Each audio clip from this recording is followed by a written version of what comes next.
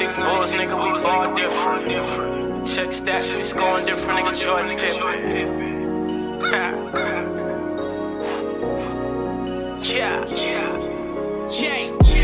I'm the 96 Bulls, nigga, we ball different. Check stats, we scoring different, nigga, Jordan Pippen. I went back-to-back the Maybachs, boy, we was born winners. I like Louis V's with the hat to match with the foreign denims. Let's take a couple million on the table, boy, you know we gon' get it. I just want the bad cash longer than the phone did. I can see it, I can feel it, nigga, my palms itch. If it's a check to cash bust the baddie, come lately. I've been fucking up a check.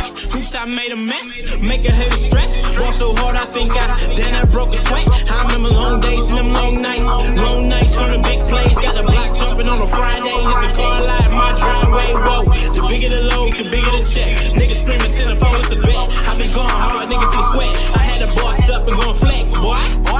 Put a dash to the money. Bet 100, shoot 100, that's gas money. On the highway, doing 120. Couple bands on me, that's fast money. Maneuver them back streets. Race to it like a track meet. And smell of blues with a track meet. Ballin' hard, but playing to win. I'm 10 for 10 and shit like a free throw. With blood, sweat in this head. Yeah, days are broken, the real for real. Got people depending on me. Jump out of the Mozzie, I'm right in the bin. So pillows, they sleeping on me. Didn't expect for me to do it big. Monte Morris with the work. If they talking about commas, then I want some more. I can't be sitting in broke conversations. Time is money, no sense in us wasting it. Boy, I'm the 96 Bulls, nigga, we ball different. Check stats, we scoring different, nigga, Jordan Pippen. I went back-to-back the Maybachs, boy, we was born winners. I like Louis V's with the hat to match with the foreign denims. Let's take a couple million on the table, boy, you know we gon' get it. I just want the bad cash longer than the phone did. I can see it, I can feel it, nigga, my palms itch. If it's a check to cash bust the baddie, come on. I really ball, you niggas be dribbling through the snow, I was cuffing up my. What's happening with it? What it do? Y'all already know what it is. You tuned in to another episode of Everything Boxing. Dago talking that boxing again. Yeah, we definitely finna cook. Got a lot to cook on. Boxing been looking good, been looking great. You know, I'm excited about boxing once again. So when you come in the building, let me know you're in the building. Jump in the comment section, smash on the like button, and we gonna get it. You know what I'm saying? We finna get it. Let me see who we got in here. Heavyweight, what's happening with it? Gertz in the building, Specs in the building, my man William Old School in the building, Kawhi Elliott, Emmanuel Pettigrew, what's happening with it? Jermaine Bean, what it do? Yeah, he said Marquise Williams. Man, I was moving some things, man, in my storage, and I missed that fight. I didn't get to see that fight, but I heard he showed out. You know what I'm saying? I heard Marquise Williams showed out. Yeah. So like I said, man, y'all jump in the comments. Let me know you're in the building, and we definitely finna cook. You know, it's a lot going on. A lot been going on in boxing.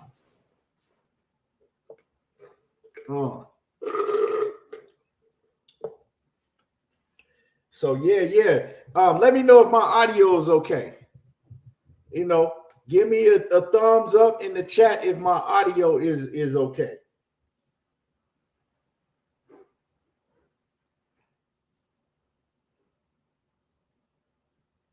Mark Q, what's happening with it? Yeah, give me a thumbs up in the chat. Somebody give me, we good? Okay. I just want to make sure. Remember last time I had this mic on, the audio wasn't good, so we good now. We good. But yeah, a lot going on, man. It was some fights last night, man. I hate that we didn't get to see the Virgil Ortiz and standing on this fight. That's a fight I've been looking for a minute, man. I've been wanting to see Virgil Ortiz and standing on this for the longest time, but that didn't pop off. But the thing is, man, if some of y'all fans, y'all got to chill out with all that. All Virgil Ortiz on steroid shit. You know, the man has a condition. It's not steroids. You know, I wish the best for Virgil Ortiz because he's a hell of a fighter. And for him to have to continue to go through pulling out a fight after fight after fight, and especially for Stanionis, man. Stanionis, he been sitting on the sideline. He ain't fought ever since Errol Spence last fought, and he losing money in training camps constantly. So, man, both of them dudes, man, it's just a bad situation. It's just a bad situation for both of them dudes, man. And I don't know. I don't know what's going to make it right for Virgil Ortiz. I don't know if he going to be any better if he move up to 154 and just put on them extra 7 pounds. But Virgil can't make 147 pounds no more. Now, he do have a condition. It's called rhabdomyosis or something like that. And it's a condition that he ain't going to be able to get rid of, they said. That's what he said. You know, but hey, he said it's from COVID, though. He says the condition that he got from COVID, but all we know, man, is Virgil Ortiz a hell of a fighter. And I was looking forward to see him and Stanionis. And if he got past Stanionis, I wanted to see Virgil Ortiz in boots. Like, that's the fight I wanted. You know what I'm talking about? But yeah, so, you know, that ain't popping off. I hate that didn't pop off this weekend. You had Floyd Schofield. He was fighting the guy that he was supposed to just go in there and run through, but that didn't happen. And I've always said, man, Floyd, Kid Austin, he cool. He's all right. You know what I'm saying? Like, he's not at that level that he think he is yet. You know, I'll be hearing him call out everybody, but he's not on Devin Haney level. Yeah, I know he was calling out Devin Haney. Then he got to calling out Keyshawn Davis. He's not on Keyshawn Davis's level. Like, he's good, but he got a lot of, you know, he got a lot of growing to do. I think he only like, 20 years old? So the kid got a lot of growing to do.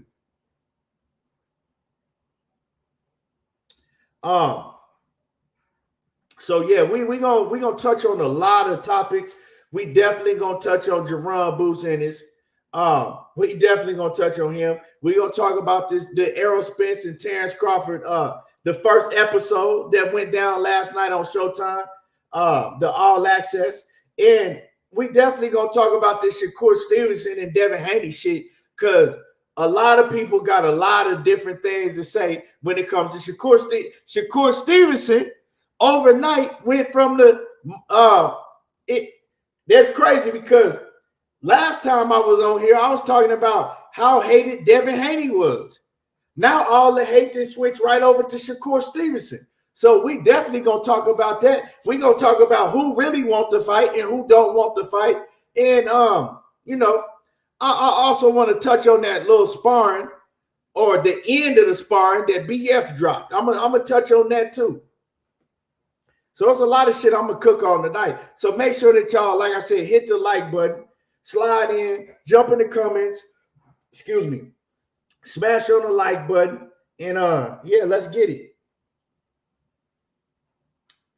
You said Mark Q says leads boost with no rival at 147. Well, I'm gonna tell you like this: Stanionis ain't no pushover, dog. You know what I'm saying? So we can't just assume that Virgil Ortiz was gonna go in there and beat Stanionis. Stanionis can fight his ass off himself, and they got similar styles in certain different ways. But of course, I believe that Virgil Ortiz is more explosive and he hits harder. But you know, they were both gonna be in the paint getting it in. And we already know, well, I know that Stanionis got a hell of a chin on him, because I was right there ringside watching when he fought Butayev. And them dudes was in there in the paint trying to kill each other. And Stanionis showed me that night that he got a hell of a chin and he tough as nails. So Virgil Ortiz was going to have a hell of a task, and it wasn't set in stone that he was going to be able to beat Stanionis. But so, you know, I just hate, man, that Virgil Ortiz is having all these complications, because it's like it's slowing his career down at the peak of his career. Like, he was at the peak at one point, and then it just fizzled out because he continued to have to pull out of fights. Big Block, what's happening with it? Salute. Jay says Shakur don't want it from. He should have took that 25. But like I said, just stay right here. We gonna cook on that. We definitely gonna get into that. Picasso said, I went to Errol Spence fight and standing on this. It is rugged dude. Yeah, standing on it, he a rugged ass dude. He tough, man. Because Butayev ain't no fucking pushover. Butayev can fight his ass off too. Has Butayev even been in the ring since he fought Standing Honest? I know Standing Honest ain't been in the ring, like I said, since April of 2022. I'm gonna pull that up because I know I don't remember seeing Butayev fight since then either. Hold on real quick.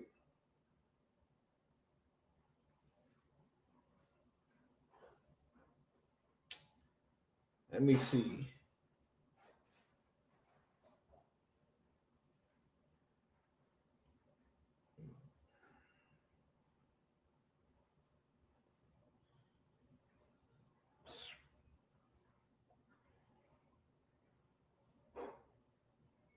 Yeah, Butayev, man, that shit crazy, man.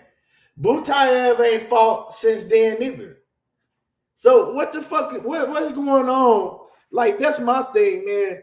Butayev is a hell of a fighter. Standing Honest is a hell of a fighter. We know why Standing Honest ain't fought since then, but why hasn't Butayev fought since then? That was a close fight. That was a split decision.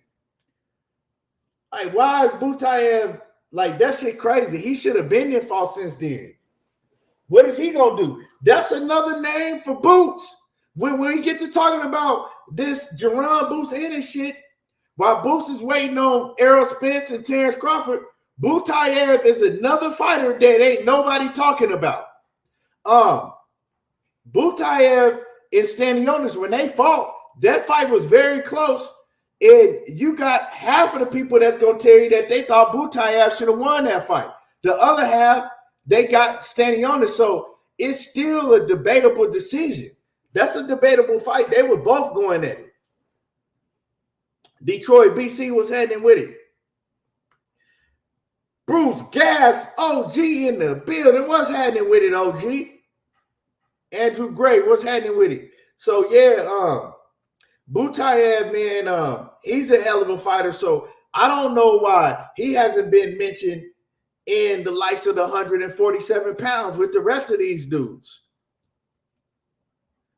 Mark Q says Standing Honest versus man, nobody, man, he'll beat the hell out of Blair Cobb. Blair Cobb is not even Blair Cobb ain't a factor at 147 pounds. Blair Cobb, the only thing about Blair Cobb is he just run his mouth. Blair Cobb is another Rolly. That's all he really is. Somebody that really can't fight. He just can run his mouth.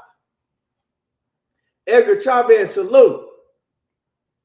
So, yeah, man, this 147 pound division, it still got some hitters in it that, you know, people overlooking. But what else went down yesterday? Jojo Diaz, I really didn't pay attention to that fight. I wasn't really, you know, really too much worried about that fight. I watched a little bit of it, but like I said, I was moving at that point in time. James Wilson, what's happening with it? And I really tell y'all the truth, as far as all the fights last night, I only really got to sit down and watch the Boots fight. That's the only fight I really watched because I was busy. I know it was some good fights on Showtime. It was some solid fights because I was getting the chance to watch it here and there. But like I said, you can't really. I had it on my phone while I was moving some things, and then by the time I got home, they was pretty much over with. Plus, it was a good ass fight on UFC fights going on. It was some, it was some solid UFC fights going on too. They was in there banging. So, Sylvester 2011 says Terrence looks focused and Errol seems to be getting back to his best. Yeah, I can't wait, man. I can't wait. We inching closer and closer to the fight, and I cannot wait. But as far as everything else going on in boxing, man, this Canelo and Charlo, man, I got a lot of thoughts on that. Canelo and Charlo, Jermell Charlo, man. A lot of people look at the fight and it depends on people with Jermell Charlo and Canelo Alvarez. I'm just sitting back in the cut and watching who people pick and what people got to say about the situation, right? But when it comes to Canelo Alvarez and Jermell Charlo, I think that people picking off of who they like, strictly off of who they like. They ain't really breaking down the fight and, and being realistic about it. Like, people just go pick who they like. If you don't like Canelo, they picking Charlo to win. If, you know what I'm saying? And then the people that love Canelo Alvarez and Dick Ride Canelo, they picking him. So it's kind of like, I want to really talk about that too in this live stream and kind of break down that fight. But yeah, it's a lot of great things happening in the boxing. And, y'all get the likes up though. Y'all smash on the like button, get the likes up, because we just beginning. We got a lot to cook on. And, when we get to cooking on some things, if anybody want any smoke, anybody in the background, anybody got a problem with anything I say, hey, I don't have a problem with dropping the link. So, yeah. Big Dog Willie, what's happening with it? He says, salute ETB, speaking facts, Haney selling wolf tickets. And I can't wait to get on that subject, and salute to Big Dog Willie. I can't wait to get on that subject because, like I said, I'm a fan of Shakur Stevenson. I'm a fan of Devin Haney. And I could talk about the situation from both sides. But we're going to talk about what's 100. We're going to keep it 100. We're going to keep it all the way above. Omega Red, what's happening with it, Big Omega? What it do? Planet 619, what's happening with it? He says, I can't stand Canelo, but I don't know how Jermell adjust going up to weight classes on 2 months' notice.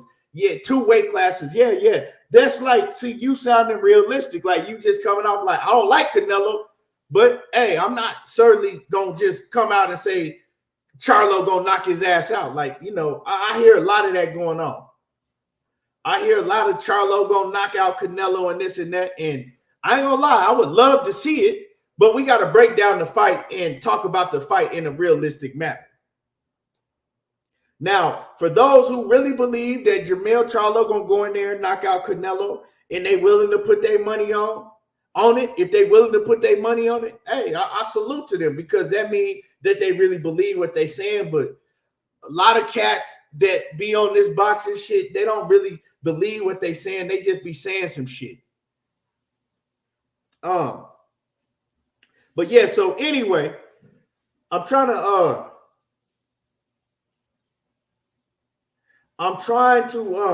wait, because I know Money said he wanted to jump on, so I'm trying to wait a minute before we get all the way deep down into this discussion. But matter of fact, let's go ahead, because I know people, we've been in here for almost 20 minutes now, and so I'm gonna just go ahead and get it started with the main topics. First thing I want to cook on is, of course, Jaron Ennis last night, right? Jaron Ennis last night. And I've been telling people for a long time, right? When Jaron Ennis, when he had his last fight against that dude, Karen, dudes was just waiting to come on and dog out Jaron Ennis, right? You had mostly the diehard Bud Crawford fans. You did have a lot of diehard Errol Spence fans. So it was like Jaron Ennis was getting, negative feedback from everywhere, basically. You know what I'm saying? He was just getting negative feedback from everywhere. And, oh, man, he needs to do this, and he can't do this. And Jaron Ennis is saying he ain't ready for Errol Spence, and he ain't ready for Bud. He ain't ready for the elite. Jaron Ennis ain't this, and he ain't that, and he ain't this, and he... And I said, hold on. For one, the man won every round. For two, he was fighting against a guy that was running the whole time. Dude wasn't trying to win. He was running. Not only was he running, he was fighting against a guy that was running and had great footwork, and he had a fucking gas tank, so he was able to run, have great footwork, and a great gas tank all at the same time. And we usually don't see a fighter like that has all those attributes that's going to come in and not coming in to fight. They just going to come in to run the whole time. And I told people, because see, a lot of these cats, y'all ain't never been in a boxing ring before. When you got somebody that has good footwork, great stamina like that, and they decide they just want to pack it in and run for 12 rounds, it's not easy to cut off the ring on those type of cats. You can't cut off the ring on them easy like that. Now, if you got somebody in the ring that's not athletic gifted, they don't really have good feet work, and they don't have good stamina, well, you can cut off the ring against them a lot easier, because eventually they're going to slow down. You know what I'm saying? Their gas tank is going to start slowing down, and all that movement is going to start slowing down, right? But somebody that's like that cat was, it's not easy to cut off the ring against him. If they just got it in their mind, fuck that, I'm going to go 12 rounds. 9 times out of 10, they're going to go 12 rounds. Now, it's kind of like Rigondeaux. We seen Rigondeaux do the same shit. Dude couldn't cut off the ring against Rigondeaux because Rigondeaux got great footwork, he athletic, and he in shape enough to run for 12 rounds if he want to run for 12 rounds and stop every few motherfucking, you know what I'm saying? If he want to stop and throw a punch, you know what I'm saying, every once in the blue moon. And that's what we seen Rigondeaux do the same thing. So I'm trying to explain to people when they saying that Jaron Ennis, he wasn't ready for Errol Spence, he wasn't ready for a Bud Crawford, he'll get destroyed by those guys. I said, you can't look at that fight against that dude, Karen, and just say that, because Errol Spence ain't finna run from that nigga. Errol Spence finna be in the paint, and they gonna go toe-to-toe, and it's gonna be a fight, and you know what I'm saying? It's gonna be a lot of skill involved, but he's not gonna have to worry about finding Errol Spence and running after him for 12 rounds because Errol Spence don't want to fight. He just want to make it 12 rounds. It ain't gonna happen. I said the same thing for Terrence Crawford. Terrence Crawford ain't gonna be running from Jaron Ennis for 12 rounds and not want to fight. So I said, y'all cannot shit on Jaron Ennis from what y'all seen. I said, yeah, he could have done some things different in that Karen fight. He could have went to the body a little bit more and things like that, but you can't judge him off of that fight. And I told people back then, I said, when Ennis gets in the ring with somebody that is good and that's going to want to put a fight on, that's when you're going to see how good Jaron Ennis is. And that's what we saw last night. That dude that he beat up last night, he wasn't no bum. You know what I'm saying? He wasn't no bum at all. So let's get that straight. Rashidi Ellis ain't no motherfucking bum.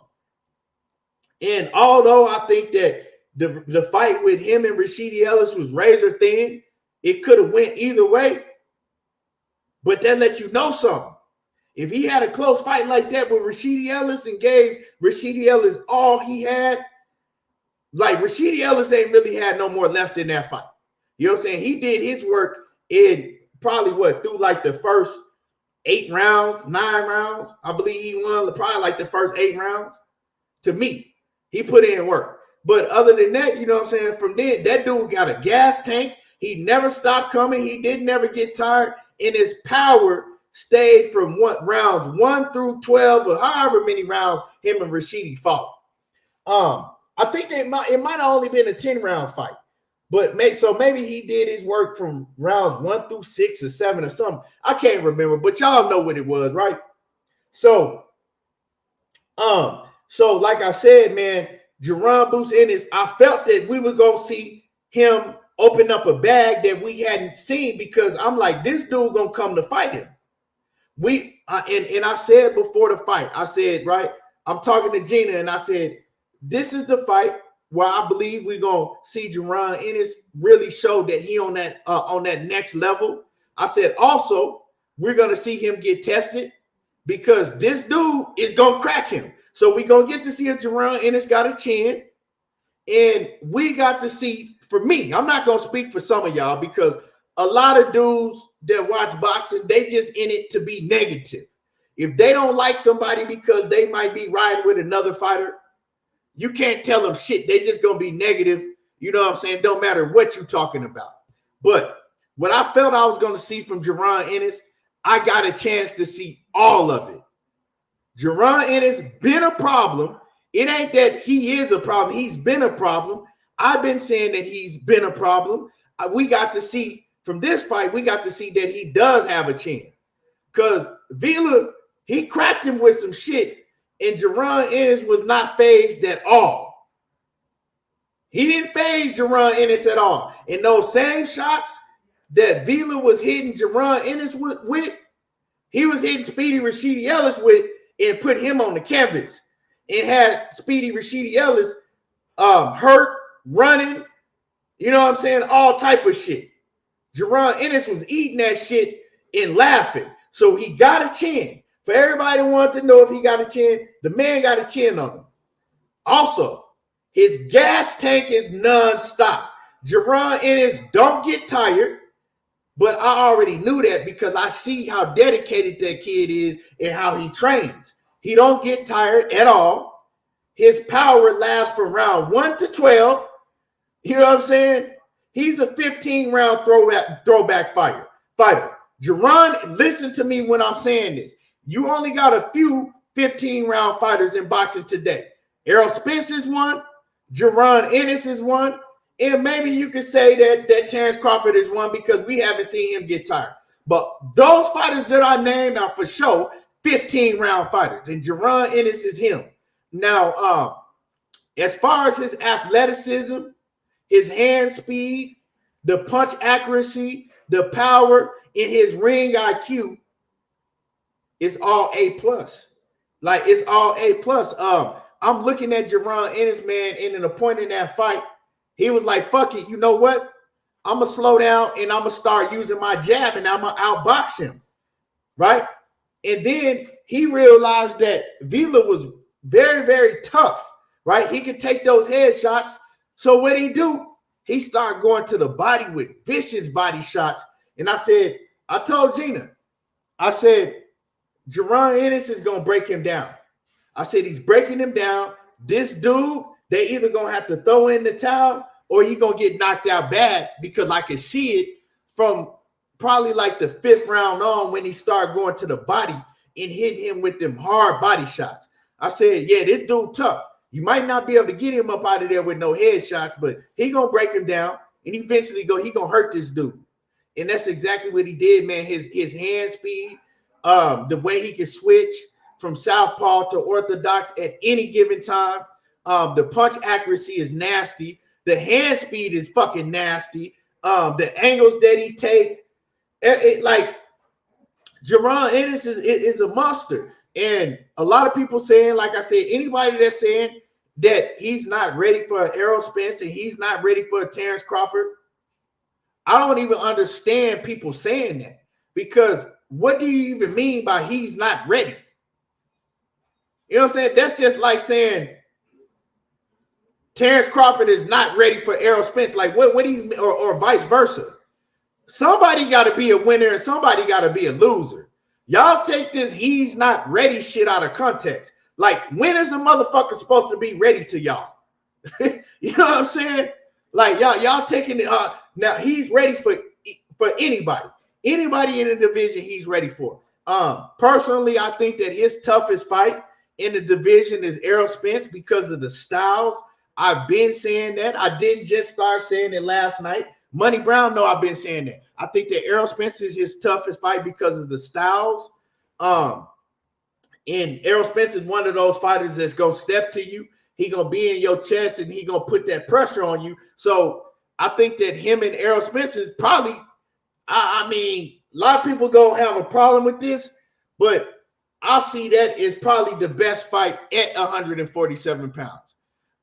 You know, we definitely got to see how this Terrence Crawford fight play out, but I see that because just of the styles. Right now, as far as Jaron Boots Ennis, and I'm gonna pass it to Money, and y'all smash the like button. You know, it don't cost nothing to hit the like button.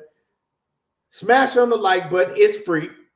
But as far as the styles between Jaron Ennis and Terrence Crawford, a lot of people say that they like the same type of fighter, right? Because they can both switch and all that. I think that Jaron Ennis is a fighter, to me, that athletically he can do everything that Terrence Crawford can do, but I think he does it better. I really do. You know, I'm not going to say that his experience is on the level of Terrence Crawford's, because it's not. And, you know, I can't really measure their ring IQs, because, you know, you probably would want to give that to Terrence Crawford because he is the veteran. You know, he's been around longer. But as far as like them having similarities, I believe that he does everything that he do better than Terrence Crawford. That's just me. I think he's bigger than Terrence Crawford. He's faster hand speed than Terrence Crawford. He switches more than Terrence Crawford. I believe that he's a harder puncher. I'm talking about like just one shot.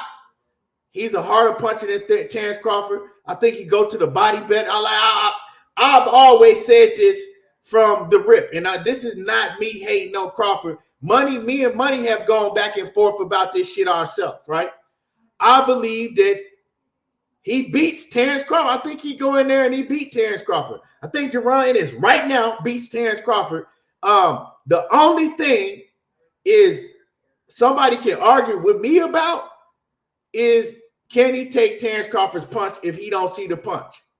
Well, my whole thing with that is that if somebody can crack like an Errol Spence and Terrence Crawford, if you don't see they punch, we don't know if they can take it or not. We don't know who can Terrence Crawford take Jaron Ennis's punch if he don't see it coming. So that's a toss-up. You know what I'm saying? I don't think we could really argue that either way, because we just don't know until it happened. But me watching both of those fighters on paper, I see Jaron Ennis is better than him to me. Now, a lot of people are going to say, oh, man, he was getting hit. He was getting hit. And like I said, I'm going to pass it to Money right after this, right? A lot of people say that he was getting hit. And I saw he was getting caught with shots, right? I saw that he was getting caught with shots. But I also saw a lot of the shots that he was getting caught with, he wasn't taking them full, right? He wasn't taking them full on, because Jaron Ennis, he know how to roll with the shots very well. He rolls with shots very, very well. So from just a casual boxing fan looking at it, they thinking that he getting hit with full force, but he's rolling a lot of those shots off. Now, I'm not saying that he didn't get caught clean with some shots. He did, absolutely. But he took them. So this is the thing with boxing fans. You got guys like Shakur Stevenson, you shit on him and say, oh, man, he probably don't even got a chin, because you ain't never seen him get hit enough, right? And before you seen Jaron Boots getting hit, you say he ain't got no chin, he can't take a punch from Terrence Crawford. Now that you see him get hit by a motherfucker with heavy hands, now is, well, he gets hit too much. And this is what I'm going to say with that, right? With a fighter that fight like Jaron Ennis that's going to take it to you, like he can fight in different variations, right? If he just want to stay on the outside and box you, he can do that. But he wanted to make a statement. He wanted to take it to Roiman Villa, because he know that Villa was going to be a motherfucker that was going to be in there to fight. So when you in a fight like that, you're going to get hit. We've seen Errol Spence get hit. We've seen Terrence Crawford get hit. We've seen Stanionis get hit. We didn't see motherfucking Virgil Ortiz get hit. If you go fight, if you in a fight, you're going to get hit. Now, if you want to play, you know, the boxer, the slick boxer, and try to get out the way and try to do all that, then you're probably going to get hit less. But when you're in a fight like that, you're going to get hit. So all he showed me is that when he got ready to tighten his defense up, he tightened his defense up. When he wanted to roll with shots, he rolled with shots. And when you in a firefight like that, when you in there to fight, you're going to get hit. It is what it is. You know what I'm saying? Floyd Mayweather didn't get hit because he used a different style. When Floyd Mayweather fought my man Cotto, when Floyd Mayweather said, fuck it, I'm going to go in here and fight Cotto, Floyd got hit. He got hit. and he got hit a lot. So it's different things. So, I just wanted to close all them arguments. But I'm going to pass it to Money. But let me read this super chat. My man on the mic with Terrence Bailey. What's happening with? He says, Bud will retire before he fight Boots. That's a fantasy fight. If we look at Bud history of fights, fight selections, the Charlo talk is capped. I don't see Bud fighting Boots like that. Like them dudes is looking at him like, okay, he young, he fucking dangerous, and how much y'all gonna pay me to fight this motherfucker? That's what it's gonna come down to. And we seen how Terrence Crawford moved with Errol Spence. They not gonna be able to give him an Errol Spence payday to fight Jaron Boots Ennis, at least not right now. So yeah, you probably right. You about right. But I love the fight. It's a great fight, but I got Jaron Ennis. My pick ain't changed. But anyway, Money, man, what's your take on what you saw last night, man? What's going down, bro? What's going down? What's going down? And y'all smash the like button. It's free. Shit, y'all, you know what I'm saying? Smash the goddamn like button, please. Man, I mean, I was just sitting over listening to you cook, and you was breaking that shit down beautifully, bro. Like everything you were saying was on point, spot on. Like we knew Villa was going to be tough. Villa never touched the canvas. We seen the performance he put on against Speedy Rashidi. You know what I'm saying? We seen the power from him. So a lot of people said, okay, this gonna be a tough fight for Boots. You know what I mean? And that'd be the fucked up part when everybody they'll say one thing, but then when Boots go out there and shine on them, then they'll switch their perception up. But man, to see Jaron Boots innocent there, bro, working like that, bro, and like you said, Key, I knew it was gonna be one of them fights the way he was gonna get the stoppage. I picked the 6th round, and then after he didn't get about in the 6th, I said go get him in the 10th. But you knew Boots wanted to make a statement. He wanted to make a statement from the shit that happened the fight before. Like you say, we got a motherfucker there just surviving. He's going to survive. Any fighter in there, I don't care if you cut the ring off or not. When you in there, you want to run around the ring and survive in that fight, grab hold, make sure you don't get touched and shit like that to say you went 12 rounds, then a fighter can do that. But when that man Villa came in there, and shouts out to Villa because he was tough as hell. You know what I'm saying? He put up a fight. But it was just, man, like you say, Key, the offense is just fucking A+, man. The offense, the punch selection, the way he was switching, how he was switching it up on him, jab, and then sit down and bang with his ass. But the body work was just beautiful as well. And I think Boots hurt his hand in that fight. But the body work was just beautiful, bro, because he was turning that shit up. And then the punch to the surplex, bro, how he just kept sticking it there like, boom, you can just feel it like, boy, I just know you feeling that shot, bro. He kept shaking his head, no. But he was feeling that shot, you know what I mean? And then just the counter punching, bro. And then if you look at the fight, you can just tell Boots was missing just by an inch off real big shots that were just missing the chin or missing the temple. I'm like, he'll catch his ass sooner or later, bro. He'll catch it sooner or later. But he answered all the questions that need to be answered, right? Of course, we got to say him with a big dog in there because we know different punch selections and IQs is different. But that don't take nothing away from Villa, who went in there and that, show everything that you need to show in the top fighter, you know what I'm saying, to see if Boots can take that shit to be ready to rumble with the big dogs, bro. I'm with you, Key. I said it last night in my I end up deleting my damn live stream, but I said it last night. I say he ready now. All he needs is his opportunity. That's it. That's all. He proved everything, bro. He ready for Earl. He ready for Bud. He ready for Thurman. He ready for Ugas. And what I liked about him is when they asked him, okay, if Earl Spence and Terrence Crawford, if they were to take the rematch and you can't get the fight with them, what are you willing to do next? He's like, well, shit, come on with Stanionis. Come on with Ugas or Thurman. You feel me? Like, you can just tell, like I said, I want to get one more in this year. You want to stay busy. You know what I'm saying? So I like that in him. It ain't like he's saying right there, like, no, I need my chance. I did what I had to do to get my opportunity. Nah, he like, all right, shit, they go ahead and do the rematch. Because I say, only thing that's holding him back from being a world champion or getting his opportunity is Earl Spence winning the title, vacating him, or the rematch coming. You know what I'm saying? So when I'm looking at Boots, bro, all he needs is his opportunity now, bro. He's showing it all, the skill set, the chin. You know what I mean? He's right there. Do we beat him? Like you say, you got him beating Bud. Looking at that performance last night, shit, he got a chance to beat them both. You feel me? I still edge Bud and Earl because of the I say the experience and the IQ part for us on their behalf. But one of them finna knock each other off. You know what I'm saying? One of them to knock each other off. So Boots is right there. And if we saying with Bud fighting, if Earl beat Bud, right, and then the titles get dispersed, Bud probably still won't step up to him, but he gonna get his opportunity. I was gonna say, would Bud try to get his payback or try to step back into the spotlight? Like, fuck it, let me go ahead and fight Boots. You know what I'm saying? To try to get this big name, but he probably don't. You know what I'm saying? But we just gonna look at Earl Spence and Bud, let that fight happen. Then we'll see what happens after that. But with Jaron Boots Ennis, he put himself in position, bro, and he right there to fight for a world title against whomever it is, bro. You know what I'm saying?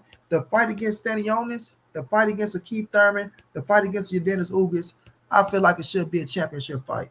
Meaning, I hope Earl, I ain't gonna say hope, when Earl beat Bud don't take the rematch, Earl let the belts go, and then Boots get his opportunity at a vacant title. But he get to fight one of those dudes for a world title, because I feel like those are world title fights, in my opinion. If Boots wants to fight Stanionis, I feel like it should be for a world title. The same with a Ugas or a Thurman or even a Terrence Bud Crawford if he step up to the plate. You know what I'm saying? Because the kid been you know, we've been saying a lot of things, even myself, like, okay, let's see if he can take the punch. That was my whole question with Boots. I want to see if he can take the punch. And Villa wants to do, in my opinion, that can crack, because we've seen him put people down. If he and like he say, he was rolling with some of the punches, but he also took some clean shots. And I seen his head go back on one of them motherfuckers, and he still was like, okay, you know what I mean? So, you know, I give Boots all the credit in the world, bro. He one bad motherfucker, like you say, Key. He is that guy right there. He want it. He hungry. He dedicated himself to the sport.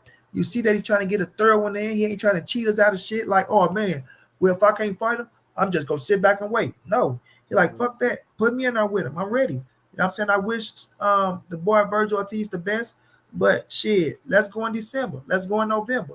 So you got to respect that hungriness in him, bro. And a dude like that could be a generational talent. You know what I'm saying? Being dedicated like he is, hungry as he is, he got the looks, he got the pizzazz. He gonna start talking that shit in a minute. You know what I'm saying? We seen how he had Speedy Rashidi and this little feelings a little bit, and he got the plan with him. Oh, I got him moody. Look at him, he moody. You know what I'm saying? So in a minute, he gonna start popping this shit off. But Keon always say this too. It sound good, but when you become a world champion, I want to see how you react then. You know what I'm saying? Do you keep that same hunger? Is you still that guy that want to be the best? So that's what we're gonna have to see from Boots, because he'll be a world champion. You know what I'm saying? But when he do become the world champion, do he want to be just a world champion, or do you want to be an all-time great? You know what I'm saying? And I think that kid got it in him to be an all-time great. So we'll just see when he become a world champion. We'll see how he's willing to fix himself and how he continues his career. But right now, kid, like you say, the boy the real deal, and everything about him is A++ to me. Yeah, man, and it's making it worse because he having to wait so long. You know what I'm talking about? Like, he 26, but he already got 31 fights. You know what I'm saying? So he been putting in work, waiting for his chance for a long time. So he hungry in a motherfucker.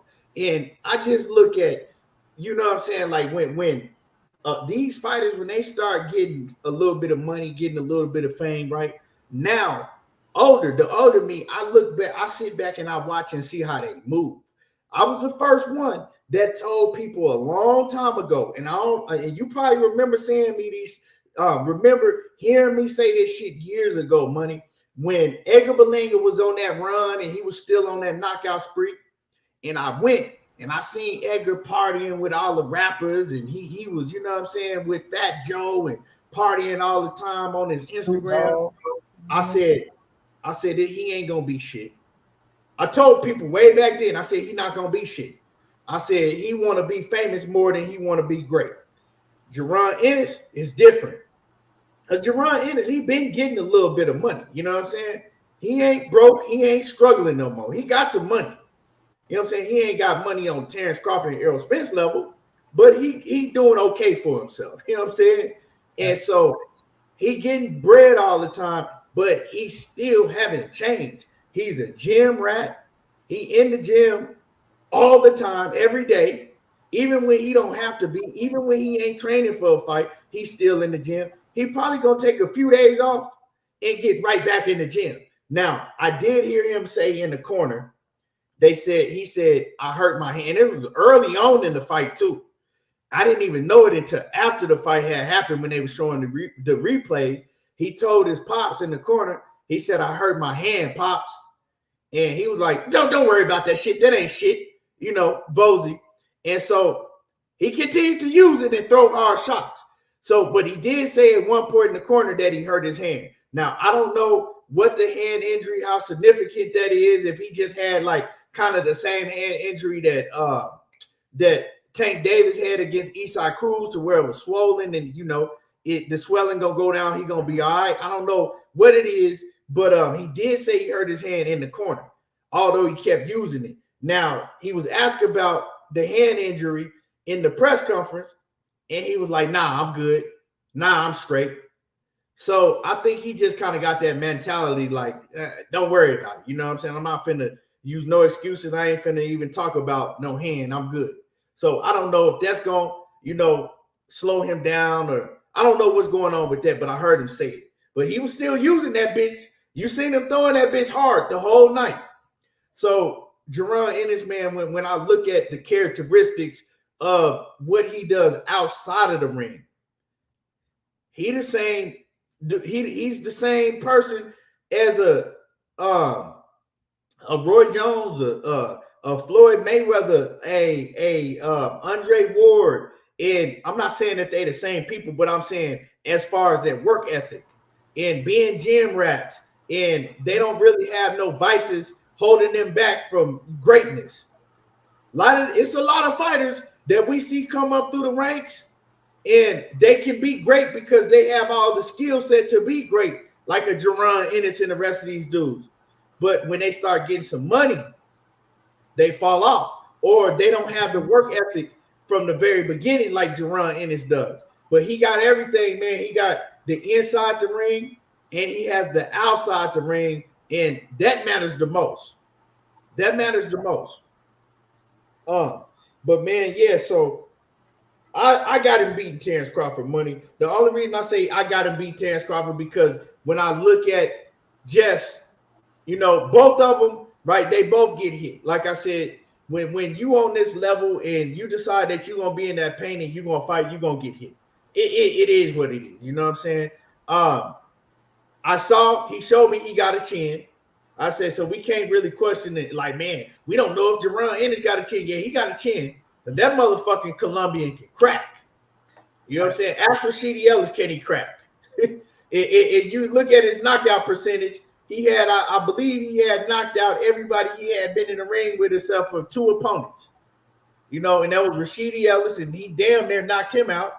And another opponent they said he got robbed against. So we know he can crack. So, and we know Jaron Ennis got a chin. We know he in tip-top condition, a 15-round fighter. So when I'm looking at the situation when we compare him to Bud Crawford, right? Because that's what a lot of people like to compare Jaron Ennis to is Terrence Bud Crawford. I don't think they're similar fighters. You know what I'm saying? But a lot of people like to compare them because they both got athletic style and they both switchers and all of that. But when I look at it, money, this is why I pick Jaron Ennis, money. When I look at it, I look at the things they can do, right? Just like a lot of people would look at Shakur Stevenson and Devin Haney and they'd be like, well, they similar, but they really not.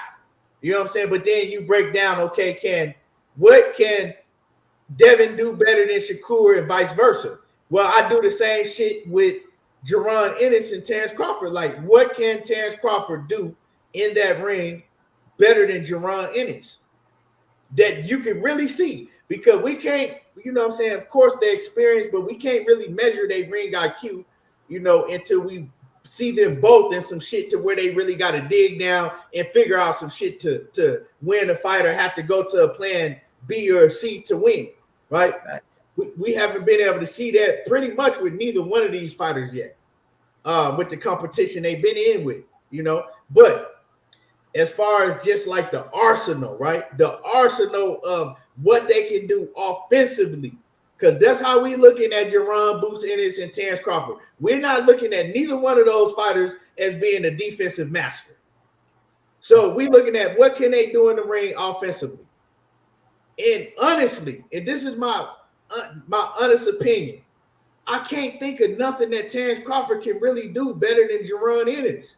The only thing you might can say is maybe his timing and distance, but I ain't 100% sure on that. I can't even. I'm saying somebody else might say that. That's the only thing I can see that could be an argument. But I don't see nothing that he could do better than Jaron Ennis offensively in that ring. I don't know. What you got on that? Well, I look at it with Boost, and I see what you're saying with Boost. Boost he's the bigger fighter for sure. He's the faster fighter. He's the more active fighter. You know what I mean? I would say he got better counter punching, right? But I still like Terrence Crawford IQ, and it's about the pace of the fight. Do Boots push the pace, or do we let Terrence Boy Crawford sit back and make him try to box with him?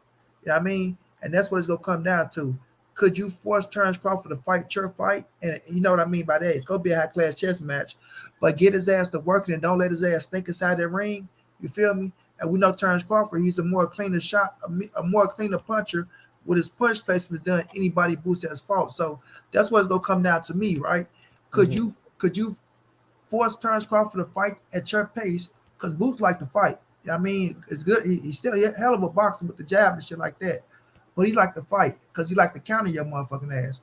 So, but do you let Terrence Crawford get in there and dictate? Then that y'all in that motherfucking this high class chess match. Now y'all boxing each other and trying to see who can catch you with the counter shots first, and then jump on the motherfucker. So that's gonna be the question with me with Jaron Boots Ennis with Terrence Boy Crawford. Now I'm still edged at the Terrence Boy Crawford, but I'm not mad at you for picking Jaron Boots Ennis. You know what I'm saying, to win the fight.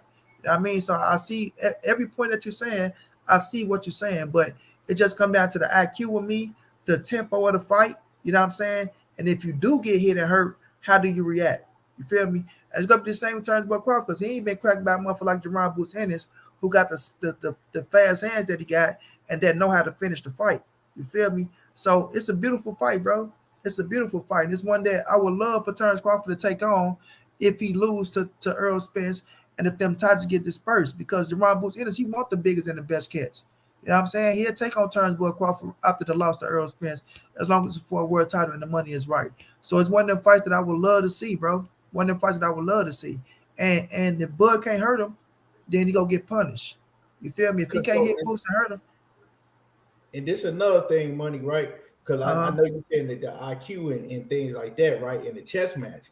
The thing about Terrence Crawford is when Jaron Boots Ennis catch him with some hard shit, and we know it's gonna happen, right?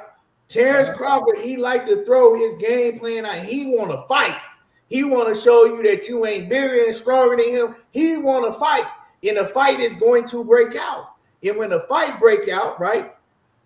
Then what happens?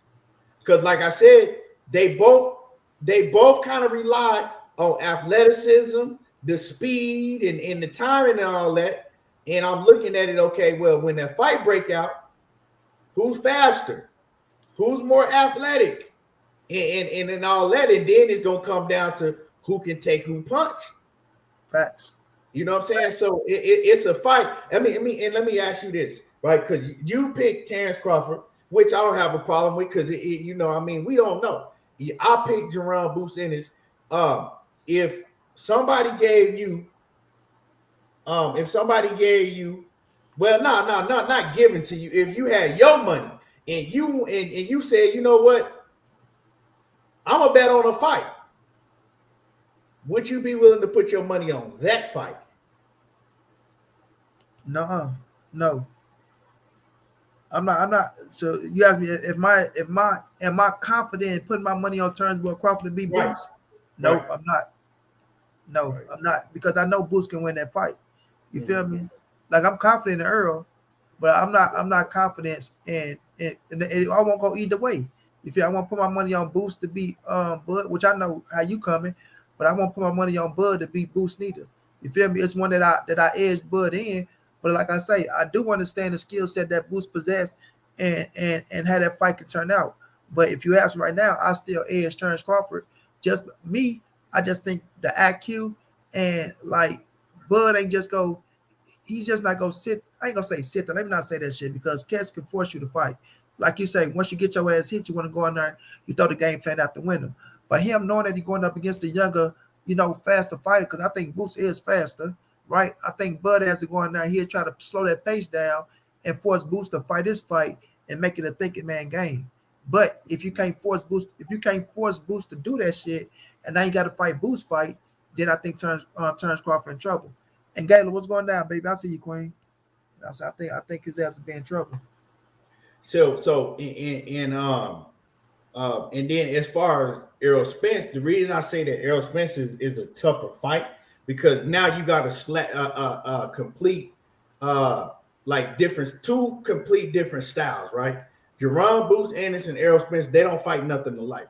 You got two complete different styles, and I feel that if anybody could beat Boots, it's gonna have to be a style that's more similar to Errol Spence's style.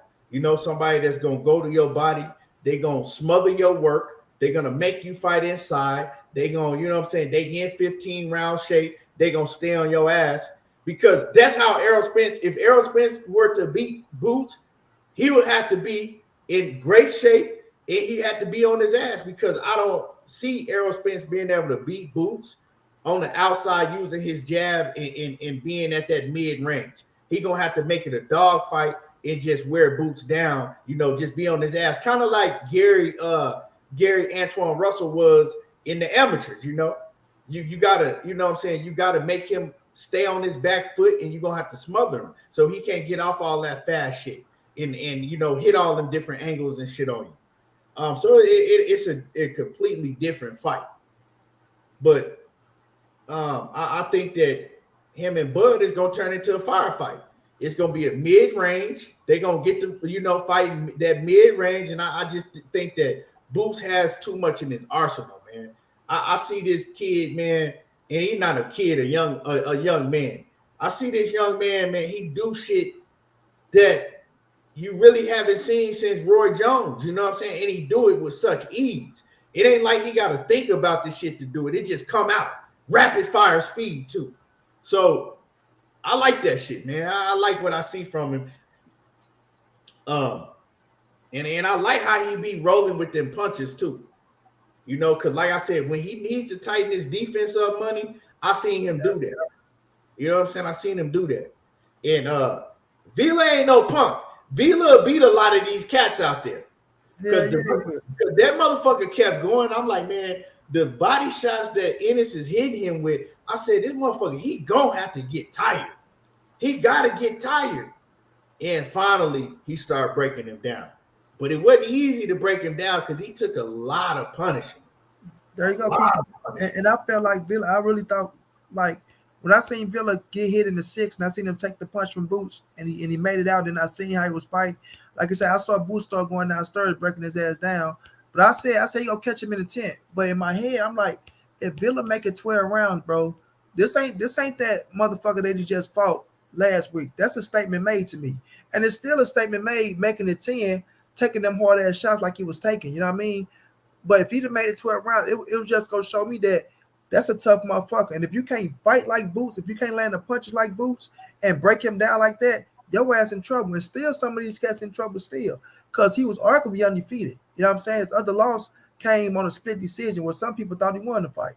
So it's like, yeah, so it's like he gonna step to a lot of these dudes. And I hope this fight don't make him hold his head down. Yeah, because this was a hell of a fight that he fought. And he was tagging Boots' ass with some shots. Like you say, Key, it just showed that he got a chin. And Boots, like you say, he was rolling with a lot of them punches. But Villa he stood his ground, bro. He stood his ground, and he was banging his ass off, So, it's a learning experience for him.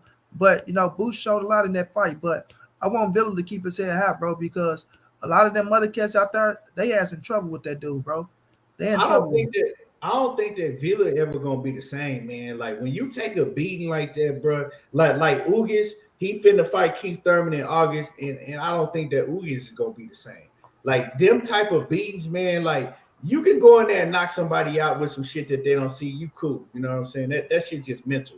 You don't suffer no, you know what I'm saying? You don't suffer nothing physical after that. But when you get beat down like that, like he was getting beat down, but I'm talking about like them body shots along with them fucking head shots. Like he had to go to the hospital. If y'all don't know, he was in the hospital last night.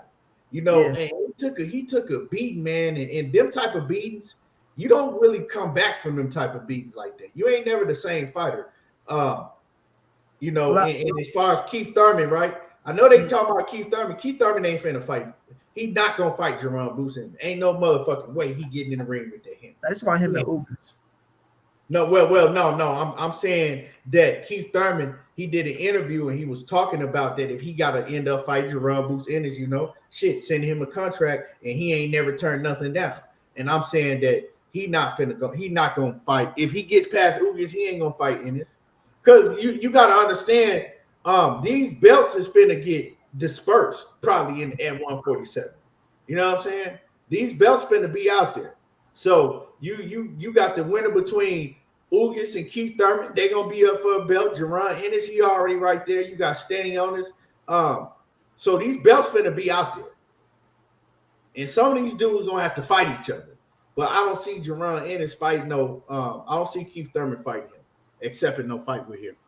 What's happening with it? Salute. If that paper right, I think he'll step in the ring with him, right? I think I'll say this. If Bud won't step into the ring with Boots, right? And we sitting out here, like I said, because I feel like Boots against any of them dudes that I name, it's a championship bout. He should be able to fight for a title. But I think if they come with the right amount of money with Keith Thurman, I think Thurman will, just to get on that stage. Like, if you wasn't to step in there with an Earl or Bud, even though I know those are dudes that's in this era, and they'd be like, okay, you feel like if you lose to them dudes, if it's supposed to happen, I think Thurman is stepping there with Jaron Ennis. If it's for a world title and the money is right, you feel me? If he get past Ugas, and if he look good against Ugas, he put on a good performance. If he fight Ugas, I don't know if that's gonna happen, ladies and gentlemen, but if that fight happen and he get past Ugas and he look good in that fight. And you know what I'm saying? They start saying, well, Thurman, the money is this, you against Boots. You feel me? I believe, I think Thurman will step in there with a Boost. As long as the money right, it's for a world title. You know what I'm saying? Now, if Thurman got an opportunity to fight for another title against somebody that's a little less dangerous and the money is around the same, then he probably won't step in there with no fucking Ugas. With no Boots. Because he feel like, the money ain't up there. And I can go fight this kid and become world champion still and make around the same amount of money. So I feel like if the money right with Keith Thurman ass, he'll step in there with him. I think he had a road now to where he want the money any goddamn way. I think Thurman just all about the money now. And I don't blame him. At this stage in his career, the biggest check I think he's going for. Because I think his ass, 1 foot in, 1 foot out for real. And he on his way out the door in a minute. But we will see. Yeah, I just, man, when cats get the age of Keith Thurman, like, I'm not saying he old, but hey, he in that, that mid-30s, it's just hard to get them cats, man, to take fights with a young, hungry lion, just like it was when EJ was coming up, Right. It'd be hard to get them to convince these dudes to take a fight like that, unless, like you said, they get paid so much money they can't turn down. But we got to see, how big Jaron Ennis builds his profile. I think if he get one more fight in this year and he get a name, then he gonna start blowing up.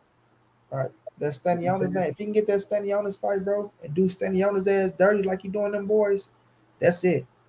They don't build these fighters though. But see, this is the thing, Wendy. They don't build these fighters. A lot of these fighters, I don't think they get built up correctly like they should. Like Jaron Ennis, he should have been fighting Villa on the undercard of Errol Spence and Terence Crawford. Facts. Yeah, I know you want to headline your own fight, and I know you want to headline your shit, right? And that's cool. But imagine having him the co-main event to Errol Spence, and everybody is watching him. Facts. And now he calling out both of them niggas. So that's how you supposed to build a fighter. You supposed to have him on the undercard of the biggest fight in boxing.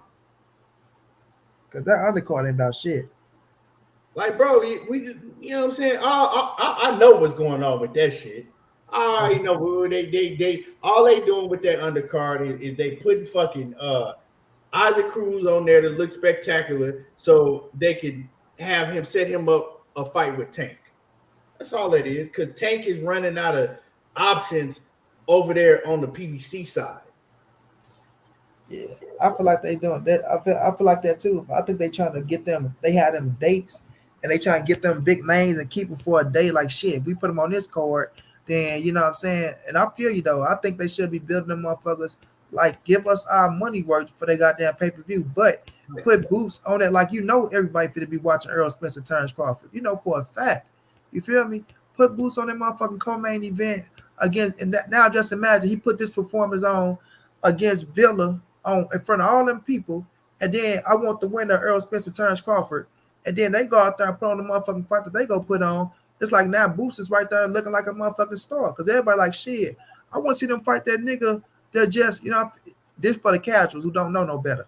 I want to see him fight shit the dude that knocked the old boy ass out. That boy was fast. That boy looked good. Like you say, that boy looked like Roy Jones, Floyd Mayweather. Shit, you know what I mean? So I'm with you on that one, bro. That's one thing Bob Erm and Don King did have over them right now. They weren't afraid to put all their stars on one fucking card. You know what I'm saying? And build that shit up. Yeah, and that's how you really build a fighter. Even right. So they could have had Boots on there for sure. You know what I'm talking about? You don't have to pay him that fucking much. Like you could have had him in the undercard. You could have had him and Villa on the fucking undercard. That shit would have shot his shit. It would have shot his star status through the roof on the stage like that. You know what I'm saying? But even if you're not gonna do that, right? Tell me, you putting Isaac Cruz in against a fucking another Mexican that we don't know. Most people don't know that dude he fighting, right? Why didn't you have? Why couldn't y'all have Isaac Cruz versus Frank Martin? Like, come on now. Isaac Cruz versus Frank Martin, that shit would have, y'all both on the same side. It ain't no reason they couldn't put that fight together. That's nasty. Huh? You got Villa versus Boots, Cruz versus Morton, Earl versus Bud on the same card. Man, that shit, man, motherfucker would have paid $150 for that type of shit. Right. And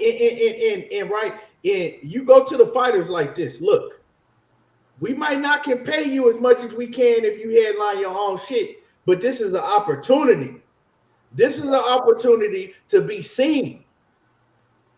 And that's what Don King and Bob Arum was doing back in the day when they was putting together them, you know what I'm saying? Like, how you think Canelo got built up? Canelo was on the undercard. He was the co-main event to Floyd Mayweather shit. Facts. You know what I'm saying? Look how when Danny Garcia really came on the scene, right? Like people knew him from when he knocked out Amir Khan and things like that. But when he really blew up is when he was the co-main event to Canelo Alvarez and Floyd Mayweather. And he fought Lucas Matisse as the co-main event. Yeah. Like, and he stopped him, didn't he keep my mouth? Yeah, he stopped him. Or he dropped him. He dropped him. He had him bloody and shit. Yeah. But my thing is, man, is like we get in the fights. But I think that these promoters, they could do a lot better at building up these, when you got a fighter like a Jaron Ennis. You do a lot better building them up, That's how fighters was built up. That's when I was growing up, that's how I knew about the next up-and-coming superstar because they'll be on the undercard. Everybody watching the big fights. Facts. I remember they say Don King had motherfucking 9 world title fights on one card. Yeah, man. So, man, y'all smash the like button. It's free. Don't cost you nothing. If you can't support the channel, no other type of way, or if just don't want to, at least smash the like button. Smash on the like button. And Big Dose, what's happening with it? Salute. But we're going to move on, money. We're going to move on, man, because been a whole lot of talk in these streets, right? Whole lot of talk in these streets. Whole lot of talk in these streets. Like I was saying earlier before you came in, right? I did a show maybe last month, right? And when I did a show last month, I was talking about that how Devin Haney was the most hated in all of boxing. And I really felt that way at the time. And I woke up, I went to sleep one night, woke up the next morning, and all of a sudden, it was Shakur Stevenson. Everybody talking about Shakur Stevenson. Everybody shitting on Shakur Stevenson. And all of a sudden, I continue to hear all you niggas talking about Shakur Stevenson is afraid of Devin Haney. Shakur Stevenson ducking Devin Haney. He is afraid and he's ducking, right? Now, we all know what's going around. The talk is going around.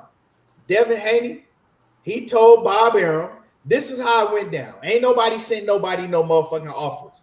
Devin Haney told Bob Arum, he said, look, Bob, if you want me to fight Shakur Stevenson, this is what's going to have to take place.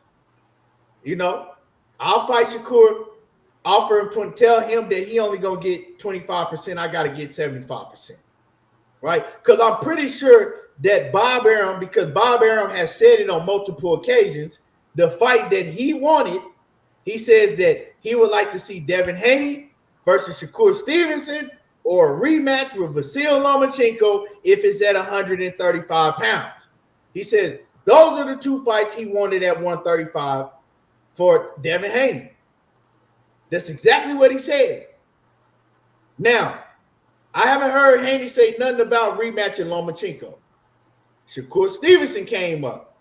So we know he told Bob, I got to get 75% and tell him he only can get 25%. Bob relayed that to Shakur. Probably told Shakur, I mean, he said the only way he takes the fight is you got to be willing to take 25%. And Shakur was like, nah, he know I ain't taking no 25%. Nah. Now, when it came out on Twitter and everybody heard it, all of a sudden, everybody, the biggest Devin Haney fans in the world, and Shakur Stevenson, the biggest pussy in the world. Overnight, Shakur Stevenson is afraid of Devin Haney overnight. And like I told y'all, when I spoke about this shit, I was going to keep it 100 real. And my whole take money was, I said, you know what? I'm going to look at it in Devin Haney's favor first. I'm going to say, okay, look, Devin Haney has a right to feel like, okay, I went overseas. I had to fight Kambosos. I beat him. I had to go over there again, fight him again. I beat him. I brought all the titles home both times, right? Then I went and I fought Vasyl Lomachenko. I beat him. The whole time I'm doing all of this, I'm struggling to make 135 pounds. I'm struggling. So Shakur Stevenson, he just moved up to the weight division. He had one fight. I feel that I deserve 75% if y'all want me to stay at 135 for one, because I'm struggling to make the weight. And I just feel like I had to go through all this shit. I feel like I deserve 75%. I said I don't have no problem if that's how Devin Haney feel. If he feel that he deserved 75% and he only want to give Shakur 25%, cool. I can't tell that man how he's supposed to feel, right? I don't have no problem with that, right? But Shakur Stevenson, you can't expect him to say, okay, I'm going to take whatever he want to give me. You can't tell another fucking grown man, right, that's in Shakur's position, that got Jay Prince is his manager, got to pay him, got to pay Bob Arum, got to pay the sanctioning fees. They fight for all them titles. Once you get done paying all that shit, that man probably getting 10% or less. You can't tell him, right, and talk shit because he feel like that he worth more than that. That don't mean that he a duck. It means that he feels that he's worth more than that. Now, as far as Devin Haney, right? Bill Haney made a statement and he told me, and y'all was watching when he told me. He said, we stand at 135, and if we can't get a fight with Gervonta Tank Davis, we want to fight Shakur Stevenson. That's what he said. I said, so no matter what, it's going to be one of them two and y'all stand at 135. Absolutely. Those were his words. So when I listen to his words, and then I see how they move, offering Shakur Stevenson 25%, I'm asking myself, do they really want to fight? They don't want to fight. When somebody wants to fight, you don't say, if they want to fight me, they're going to have to be willing to take 20. No, you go and you sit down and you negotiate. You say, you know what? I want to smoke with him. I want to smoke. If he wants to smoke, let's make it happen. Devin Haney didn't move like that, right? Also, Devin Haney got on motherfucking Twitter, sticking his tongue out, playing on some 9-9 boo-boo shit. You know what I'm saying? And then what got me is when he started trying to pretend like that Shakur Stevenson was afraid of him and ducking, talking about, oh, sign the contract, Shakur, with laughing emojis and shit, right? It was never no contract for him to sign in the first place. Second off, y'all know each other. Y'all know each other. Y'all have talked about this for years. He already knew Shakur Stevenson wasn't going to take no 25%. Now, I don't have a problem with you feeling like, you know, you deserve a certain amount, but you knew he wasn't going to take 25%. So once you knew that, you wasn't willing to negotiate nothing else. So did you really want to fight? Didn't seem like that you really wanted to fight. It seemed like that you was bluffing. But on Shakur Stevenson's part, where I had a problem with Shakur, right, is he just came out and was just like, nah, fuck that. I'm not taking it, right? I believe that Shakur Stevenson, so for a lot of y'all that can't listen, right, that only can take in what you want to hear, right, listen to me closely. I believe that Shakur Stevenson, because I feel that Devin Haney was bluffing. And the reason I feel that Devin Haney was bluffing, not because he's afraid of Shakur, not because he's ducking Shakur, because I feel that he knows that he's not going to fight at 135 pounds ever again. He knows that he can't beat Shakur Stevenson or Gervonta Davis at 135 because he's not going to be healthy making the weight. So he already know I'm not fighting at 135. But instead of him coming out and keeping it a buck and saying, you know what, I'm not fighting at 135 no more. So if the nigga want to fight me, we can fight at 140 or we can fight at a catch weight, and then we can sit down and negotiate because I want to fight him. That ain't the stance he took. He took some shit of doing some shit because he know how Shakur Stevenson is. Shakur Stevenson is a hothead ass nigga. He is. I've seen him in person plenty of times. I didn't talk to him. He's a fucking hothead. So he knows Shakur. He was friends with him for years. He did some shit because he knows how Shakur is. Oh, I'm going to offer this nigga 25%. I know he ain't going to take it. I know Shakur's a hothead. You know what I'm saying? I already know how he is. So I'm going to play with his emotions. And that's what Devin did. But what Shakur Stevenson should have done, Shakur should have been like, you know what? Instead of doing all that Twitter shit, Shakur should have called his bluff. He should have told Bob Arum, you know what? Tell him I'll take the 25%. But he just got to go and do the same thing if he want a rematch. Tell him I'll take the 25%, right? And if he want a rematch, he got to take the same 25% that I just gave him. Go, Bob, tell him we can make the fight. Tell him to go ahead and do that. That's what you do to call his bluff. But Shakur Stevenson, like I said, he's a hothead. So the first thing that he does is he's like, nah, fuck that. He disrespected me. He know I ain't going to take no 25%. So I don't have a problem with what Devin offered him because if he feel like that he deserved 75%, and Shakur deserved whatever, I think he did it more so out of spite, more so knowing that he wasn't going to fight at the division, so he throwing something out there that he know that he wasn't going to take. But regardless, Shakur should have called his bluff. And Devin Haney trying to pretend like that he wanted to fight. He ain't really want that fight. That's not how you move when you want to fight.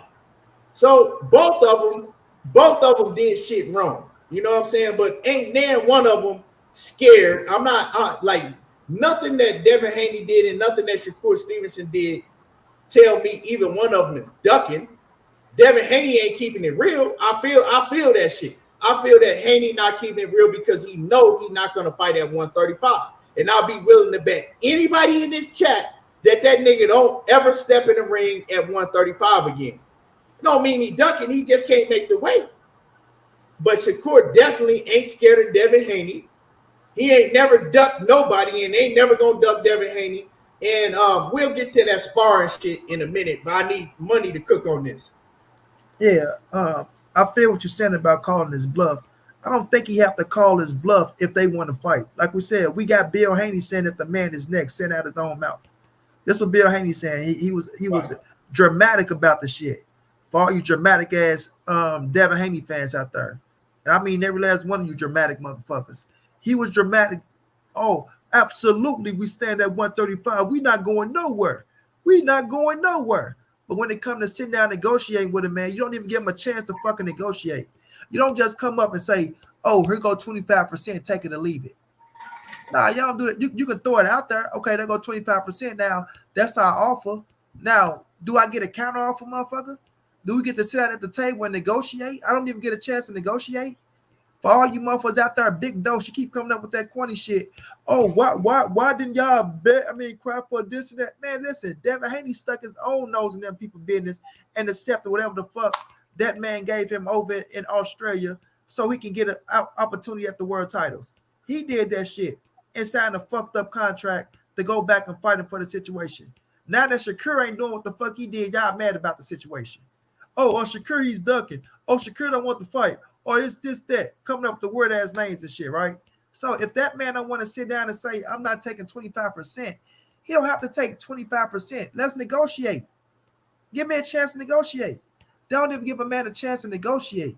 You feel me? So that's just some sucker shit right there. Like you say, Keith, I don't think Devin Haney is afraid to fight no fucking Shakur Stevenson. I won't say that shit. I'm not gonna let people say that fucking that man is afraid to fight Devin as well. When the man coming up telling y'all he want Devin, right? He coming up telling y'all he want a tank fight. You feel me? But he know the fucking balling in this court.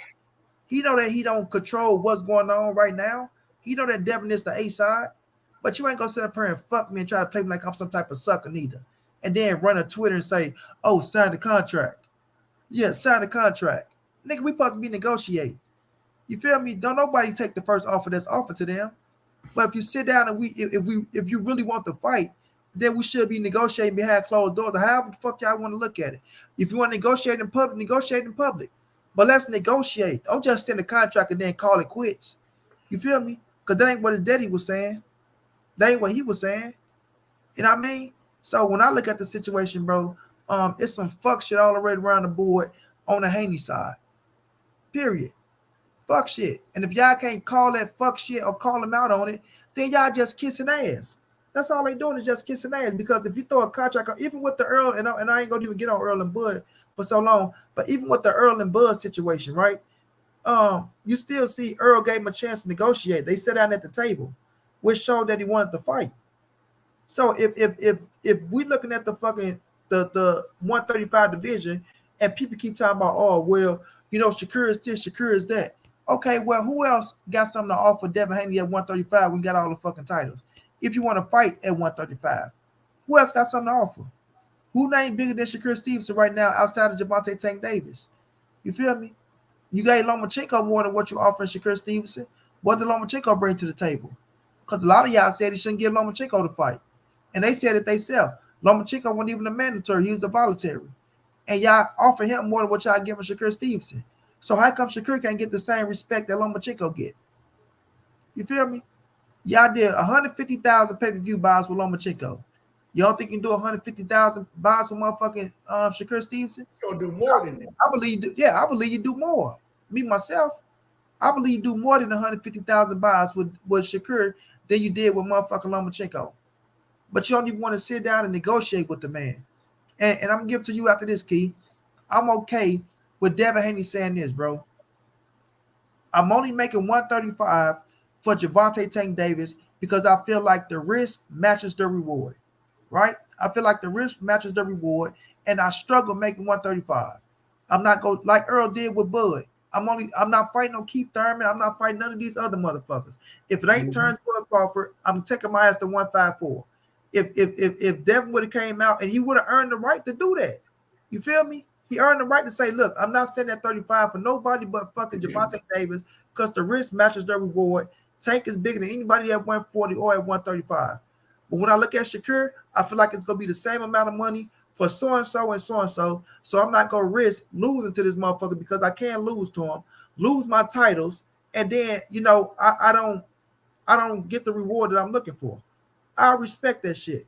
But don't come out and make it like Shakur Stevenson ducking the man or afraid of the man, and you only offer the man 25%, and you're not willing to negotiate with the dude and give him an opportunity. Now, if you sat at the table negotiated and y'all got the 35%, and you felt like, look, man, I'm negotiating with the motherfucker, I'm not budging out for that. His team need to take it or leave it after that. But if y'all don't give a man a counter offer or give a chance to negotiate, then y'all don't fuck shit. And all your little fans and cronies can run behind you, kiss your ass, make up all the excuses in the world, but that's just the fact of the matter, bro. But you can get it back here. Yeah, man. Big Dog Willie says Haney fans never hold them accountable for capping. And then my man, and salute to Big Dog Willie and my man Big Dose 513. He says all the Devin haters always make it another way when it comes to Devin. People talking about how expensive it is to send an offer from Tank only Dev. I don't know about. I don't know about. I know what I'm saying, right? Let me read that. Let me read that. He said all the Devin haters always make it another way when it comes to Devin. People talking about how expensive it is to send an offer from Tank only. You saying what? Man, listen. This business is between Shakur and Devin. Shakur and Devin. Y'all need to quit taking other people's business and try to bring it over to justify some other shit, bro. Right? If you go justify it, call it all the way out. If Shakur Stevenson sitting up here saying he want to fight the man, and Devin saying he want to fight the man, how can you just give an offer and don't let the man counter offer, sit down and negotiate with the dude?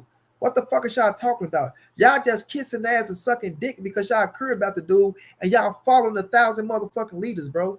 Like, be real about the situation. Do the man get a chance to counter offer or not? Should you be sitting at the table with the man or not, bro?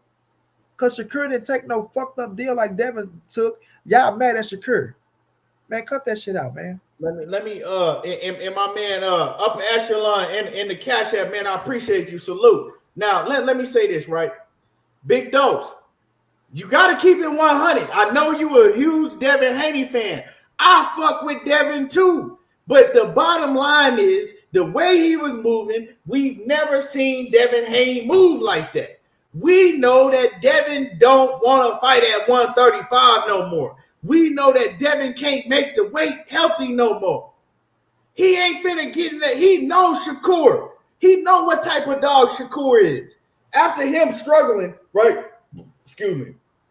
After him struggling to make weight, having to get on that scale 2 or 3 times to make weight versus Vasil Lomachenko, after we already had seen him look like a fucking walking zombie against motherfucking Cambosis, he can't make the motherfucking weight. He capping because he won't just come out and say, I can't make the weight no more.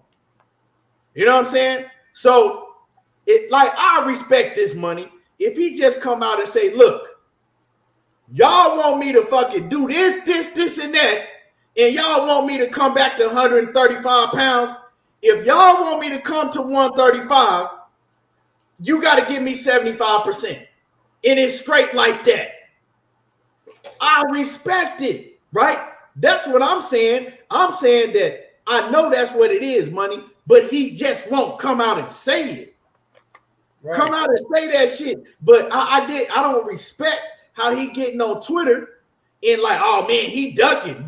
He going along with all this bullshit that these weird ass fans is saying. Y'all motherfuckers know that Shakur Stevenson ain't ducking no Devin Haney. Now it's all, man, Shakur, he just all smoke and mirrors. Shakur ain't even that good. He ain't never fought nobody. Who he fought? He ain't this and he ain't that. Y'all motherfuckers sound ignorant as fuck, for real. Just corny. You know what I'm saying? Instead of just saying, look, we think Shakur Stevenson should take 25%, you know. You can even say, man, Shakur being a diva, but he ain't did this and he ain't did that and he's scared and he don't want to fight Devin Haney. He was bluffing and all that talking Shakur Stevenson, he's scary. Man, that's some hoe ass shit. Straight up and down. When niggas is saying some shit that you don't even believe yourself. Right. That's what that is. Yeah, how they look at the situation, man, and they want to take everybody else shit and bring it over this way. Leave it on Shakur and Devin when it comes to them dudes fighting. You know it was going to come a chance for them to fight, right? An opportunity would have presented itself at 35, right? I thought that, like me, myself, I thought Dev might be at 40 by the time Shakur come to 35. And I'm okay with that. I'm all right. I'm A-okay with it, bro. But don't come out here with the bullshit and the tactics. And we know Bill and them throwing that shit out there like that. And motherfuckers act like they don't see it. They just going along with it. Like, man, be realistic about the shit. Just be realistic. Like, if you really want to fight somebody, like Bill said, we not leaving 135, right? We're not leaving. So how come y'all ain't holding Bill feet to the fire on that part? We're not leaving 135. If we don't get Tank, we want to fight Shakur next, right? So if you're going to fight Shakur next, how come you're not sitting down negotiating with Shakur Stevenson? You feel me? Why y'all ain't behind closed doors? Okay, fuck it. We sit down, we negotiate, right? We gave him an offer. We go wait for the counter offer. If we like it, we go along with it. If we don't, we'll tell him this. Devin on there, hey, sign the contract laughing. That's why Shakur say, that's corny, bro. You know it's corny. Because this part of it was like what Keon saying, you know you're already going to 40. You know, so you just playing semantics. You feel me? So at the end of the day, if you sit your ass down, if you really want to fight me, then let's negotiate. Period. If not, it is what it is. But this is the thing which I don't understand. Shakur Stevenson is all right. If you don't fight him, he's like, cool. I'll move on and fight some motherfucker else. It ain't like Devin Haney. It's the biggest fucking draw for Shakur Stevenson. Ain't like Devin Haney finna give him, wow, I'm finna make this a substantial amount of money if I fight Devin right now. Oh, wow, I'm finna get this. No. Fuck no. Okay. If you gonna leave, go ahead and leave. You feel me? But don't be pump faking like you want to fight, and then your ass don't even want to sit down and negotiate. Stop making like Devin get his man just you finna make an 8-figure motherfucking payday fighting Devin the Dream Haney. Or you finna be the biggest thing in boxing if you go out there and beat Devin the Dream Haney. No. Yes, you're going to get clout for beating him. Yes, you'll become world champion for beating him. But you still going to have work to do to build your shit up. And I'm going to say this. Shakur Stevenson is going to be Shakur anyway. He's going to be Shakur anyway. And in my opinion, when it's finished and it's all said and done, I think Shakur going to have a better career than Devin Haney. You understand? That's just my opinion. Most definitely. But KQKC salute in the building. What's happening with it, OG? And Brian Francis said some shit, right? He said some shit, and you 1,000% on point, dog. He says they hate Shakur because other people tell them to. Say that shit again. You know what I'm saying? Say that shit again. A lot of these niggas, they just sit up around and in different chats and they can't think for themselves. Man, because like I said, it was just a week ago, all these niggas was hating Devin Haney. Now it's Shakur Stevenson. Like I said, man, I see shit for what it is. I ain't never the one that just, oh man, they ducking. Like hey, y'all use that ducking and scared shit too much, and you know what I'm saying, way too much. Now, before you catch that super check, Key, and then they always scream they want the best to fight the best. Oh, yeah, right. We want to see them fight this guy. Oh, we want to see them fight that. Oh, that's the best fight. This the best fight. That's the best fight. And then when it come down to the motherfucking contract and negotiate, oh, where is it? Like, when I look at the only time I feel like we should come into the play when it comes to the contracts and negotiations is when shit like this happen. When they sit up there and it stalled the fight from happening, then us as the fans should look at the situation and say, you know what? He do deserve that. And you need to fight, man. That's fair. And if it ain't fair, to come out and say, nah, that shit ain't fair, bro. Go on, get a man a little bit more paper and get the fight on the road. And then once they sign the contract, it's on. I wouldn't give a fuck if Shakur would have got 15% if he would have signed the contract. Once the contract is signed, that's that. You feel me? But if it's holding up the fight, then we got to come to the table and be realistic about this shit and say, you know what? The man do deserve a little bit more than what the fuck they trying to give him. So if that's what's going to hold up the fight, then be fair about the shit. Don't just cry and claw and then just be speaking out your ass because that's your favorite fighter, right? Or they did my favorite fighter wrong. He got treated so wrong. He did this. He did that. Yeah, what did he do to get in that situation? Like, come on, man. Y'all, if we go back and see everything that's happening, you will see that man put himself in that goddamn situation. And because another fighter don't want to put themselves in a situation, y'all want to bring, well, Devin did this. And okay, motherfucker, well, I don't have to do that. Because he knew it was some fuck shit, but he did it for a reason, right? But y'all get mad because another man don't want to put themselves in the same situation. And let me say this, right? Devin did do what he had to do to get to them scraps. And we gave him all of the props and credit in the world. But like Money is saying, just because Devin decided to do that, don't mean the next man got to decide that. You feel me? Because you not feeding him. You ain't feeding his daughter. You ain't paying his bills. If he feel that, okay, I don't want to take that. You know what I'm saying? If he feel like I got to pay my manager, I got to pay my promoter, you know what I'm saying? I got to go through a training camp. And when I break down the dollar amount, I feel that I'm worth more than that. If he feel that way, he feel that way. Just because one fighter did some shit don't mean the other fighter. And y'all talking about, oh man, Devin, he did this, and Devin still made like 3.5 million, probably 4 million. And I'm talking about the first time he fought Kambosos. So let's not pretend like Devin didn't go over there and make some fucking millions.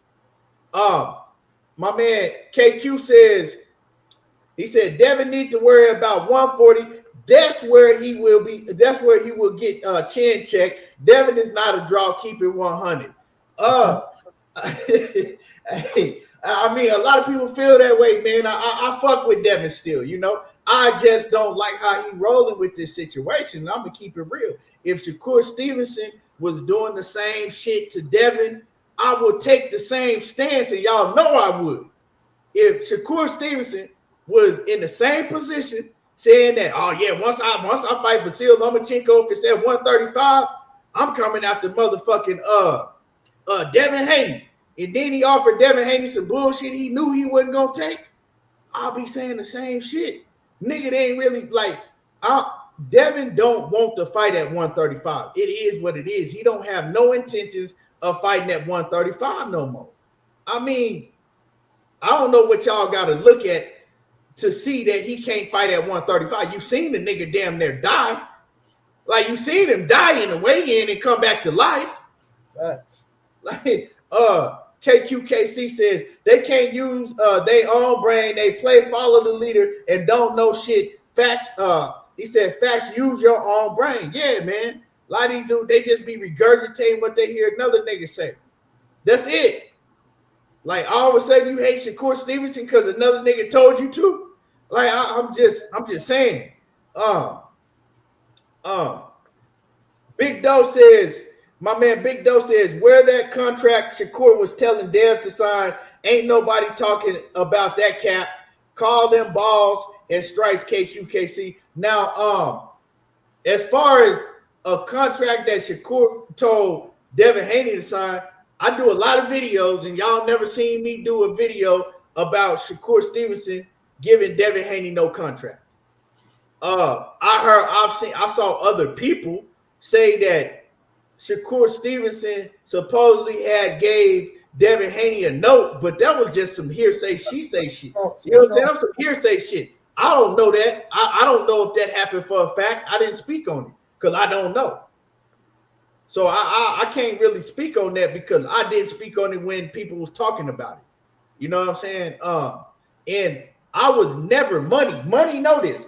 I was never pushing for Devin Haney to fight Shakur Stevenson at 135 because my whole stance is I was like, I really don't want to see Devin and Shakur fight at 135 because I know Devin, he ain't really got no chance trying to make 135. He gonna get embarrassed by trying to fight Shakur. You know, he not gonna be all the way healthy. I want to see Devin fight at a healthy weight, and 135 ain't it. But he just needs to say that. That's what they know. That's what Shakur said to himself. Shakur said that boy come down to 35, he gonna be drained. It's gonna get ugly, and I'm gonna embarrass his ass and y'all gonna be like, God damn, you made it look that easy. They know what it is, bro. And I'm not saying that's what's gonna happen, but that's what they saying. Let my man A1 who's on what it do. He says, what's good with it? I see y'all burning the midnight oil on this joint. Motherfuckers gotta learn to take the cap off for these fighters. He says they fighters, they don't need saving. They fighters, they don't need saving. Yeah. Hey, what we going down, my brother? Man, I'm telling you, dog. I'm telling you, my man Upper Echelon says Regis not the guy to jump into 140 on. We gonna see if that happened. You know, I think that Devin Haney right now, they think that they see a lot of weakness in Regis because Regis, he showed that he had problems with somebody that's gonna box and give a lot of movement. But don't take that motherfucking fight with Zarilla and let Regis fool you. You know what I'm saying? Regis can fight. You know, he just had an off night, but Devin Haney, if he go up and fight Regis right out the gate, you got to take your hat off to him. Because Regis ain't no easy test. He a dangerous fucking fight. So that's what I'm saying, man. I think that really, you know what I'm saying? I know how Bill Haney rock, right? Bill Haney is a mastermind at doing this because Bill ain't never just gonna fucking move up and wait and be like, you know what, my son couldn't make the weight no more. We dropping the belts, we going to 140. Bill ain't gonna do that. He can't just, you know what I'm saying, go leave out the door like that. You know what I'm saying? Because Bill already know what it is. He know that people gonna say, oh man, he running from Shakur, he running from Tank. So Bill wanna make it look like that. Well, we tried to fight Tank and we tried to fight Shakur before he lead to 140, already knowing that it wasn't even in the plans anyway to fight no Shakur. Now, I'm not saying that they won't take no Gervonta Davis fight at 135 for a whole lot of money, but Shakur Stevenson ain't the same amount of money. Right. So they're not willing to, you know, like Money said, they looking at the situation and they like, okay, it's too much of a risk and not enough reward if we fight Shakur. But Tank, the risk is gonna match the reward. My man T-Ball Boxing say Haney did lowball, but Shakur should have taken. Man, I got the hiccups. He said Shakur should have taken the bluff. In my opinion, both wrong. And I want to go back and read a comment that I missed. Nick J earlier, she said you reap, because I want to say something about this, right? She says you reap what you sow. Shakur sowed that seed when he fucked over Heron that way he did. Okay, so a lot of people saying that. A lot of people, right? Heron was the champion, and Shakur, basically, he ate more. He got a lot more money than Heron did because Shakur was the bigger draw. Right. Now, when Shakur did that, and he let it be known, nah, I'm fighting Heron, but y'all got to pay me more. We ain't doing this, I get 25% or 30%. We're not doing that. I'm the bigger name. At that point in time, Nick J, when you go back and look at the situation, that shows you who Shakur Stevenson is. Right. He ain't getting in the ring for no pennies. Right. He didn't do it versus Jamel Heron. What the fuck make y'all think he gonna do it versus Devin Haney? So Devin Haney knows that. He know how Shakur moving. That's why he offered him 25% because he like, I'm gonna offer this nigga some shit I know he ain't gonna take. And that is what it is. But y'all are not wrong when you say that, okay, well, Shakur should have called this bluff. Because if you ask me and Money disagree on this, but if you ask me, I think that Shakur, he should have called this bluff. But calling this bluff, put in the contract, if he want a rematch, he gonna get 75%. And I'm gonna get 75%. He gonna get 25%. And I truly believe if Shakur had done that, they would have moved the goalpost, and it wasn't gonna be no fight. It wasn't gonna be no fight if Shakur had told him, you know what, fuck it, let's make sure we make this fight. I'll take 10%. It still wouldn't have been no fight. Right. You know what I'm saying? And we know that. We know that because we've never seen. Y'all let me know when y'all ever seen Bill Haney move like this. Besides when he was doing all that shit with Gary Russell. When we ever seen Bill Haney move like this? When? Bill Haney is always, we don't need to hear all that shit. They say everything, but let's fight. My man Omega Red, man, big head Omega. He said, I had to take it. He said, I had to take it, so I'm gonna make my brother take it too. Sounds like some crab in a bucket shit. Right. I had to take it, so I'm gonna make my brother take it too. They shouldn't say things as if they, like Nick J said, begging. I don't see Shakur begging for shit, to be honest with you. Right? And this is not me being a fucking Shakur Stevenson fan. I'm just calling this shit how I see it. Y'all talking about begging. Do y'all want the fight or not? Now he begging. But if the shoe's on the other foot and Tank offered Devin Haney as 25%, told his ass, know what? Or no, we ain't giving you no chance to do this. And we put a hydration clause in the contract. Ain't no ifs, ands, buts about it. I want the rehydration clause in there, and I'm giving your ass 25%. You know what I mean? And you tell Devin Haney, just take it. Just take it. Don't sit down, don't negotiate, don't do nothing. You feel me? It's like, bro, do y'all want the fight or not? Do y'all want to see Shakur fight Devin? Or y'all afraid of Shakur fighting Devin because y'all feel like Shakur might whoop his ass? You feel me? Like, what the fuck is we talking about? They negotiating for what they trying to get. Do y'all think, let me say, do y'all think, and you can get the key, do y'all think that Devin and them should sit down and negotiate with Shakur Stevenson? Yes or no? Should they negotiate? Come on, man, stop it. Now I'm gonna read this. I'm gonna read this comment, and then I want to do a little poll in the chat. Big Dog Willie says Haney fans acting like Devin and Tank. Devin is Tank Davis. He says if Tank Davis offers 25% and he doesn't take it, then Devin is a gigantic duck. If that's the game, real talk. So if Tank, when he get out, because he should be getting out in a couple weeks, right? He get out and he say, you know what? I want to fight Devin. I'm giving Devin 25%, and we doing a 10-pound rehydration clause. Take it or leave it. That means, and if Devin say, nah, I can't do that, I'm not doing that, is he a duck? Because that's what y'all saying. That, you know what I'm saying? If a man is offered something and he don't take it, that means he a duck. But, like, you know, it go both ways. So go ahead, keep my bad, bro. Man, but I want to take a poll real quick, man. I want to take a poll, right? These people crazy. These people is fucking crazy. If you think, right, put a yes in the chat if you think that Devin Haney can make 135 pounds again, right? And they probably have to fight, what, let's say 5 months from now, right? 5 months from now, Devin Haney can make 135 again, healthy. Put a yes in the chat and put a no if you don't think he can. A yes if he can make the weight at 135 again, healthy. A no if he can't.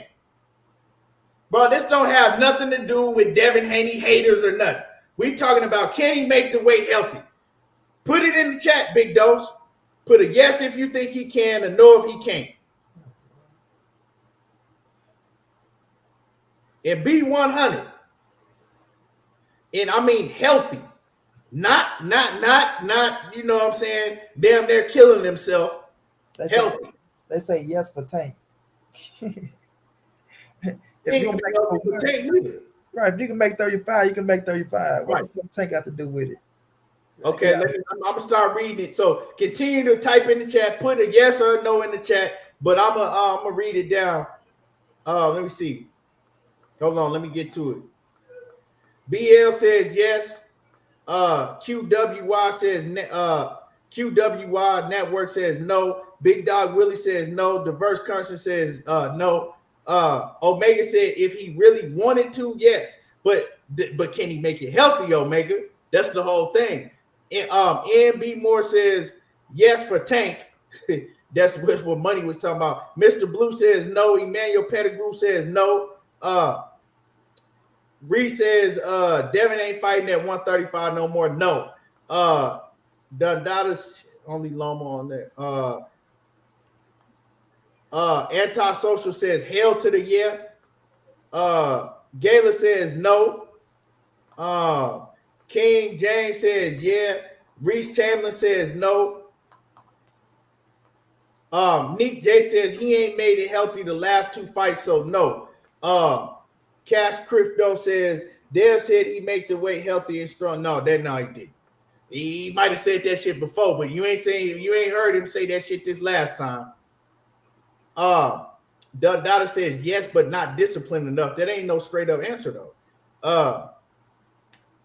B3 says no, drain like Shakur said. He barely made it last time. Let me see. Big Doe says, I don't know, bro, and that's the honest truth. Planet 619 says yes. T says no. T-Bone says no. Battlefield Boxing MMA says no. Macados Mac of the South says I don't think so. It's hard, right? He said no. Omega Red says his health ain't my business. They got nutritionists. Hey, Omega a real dog for real.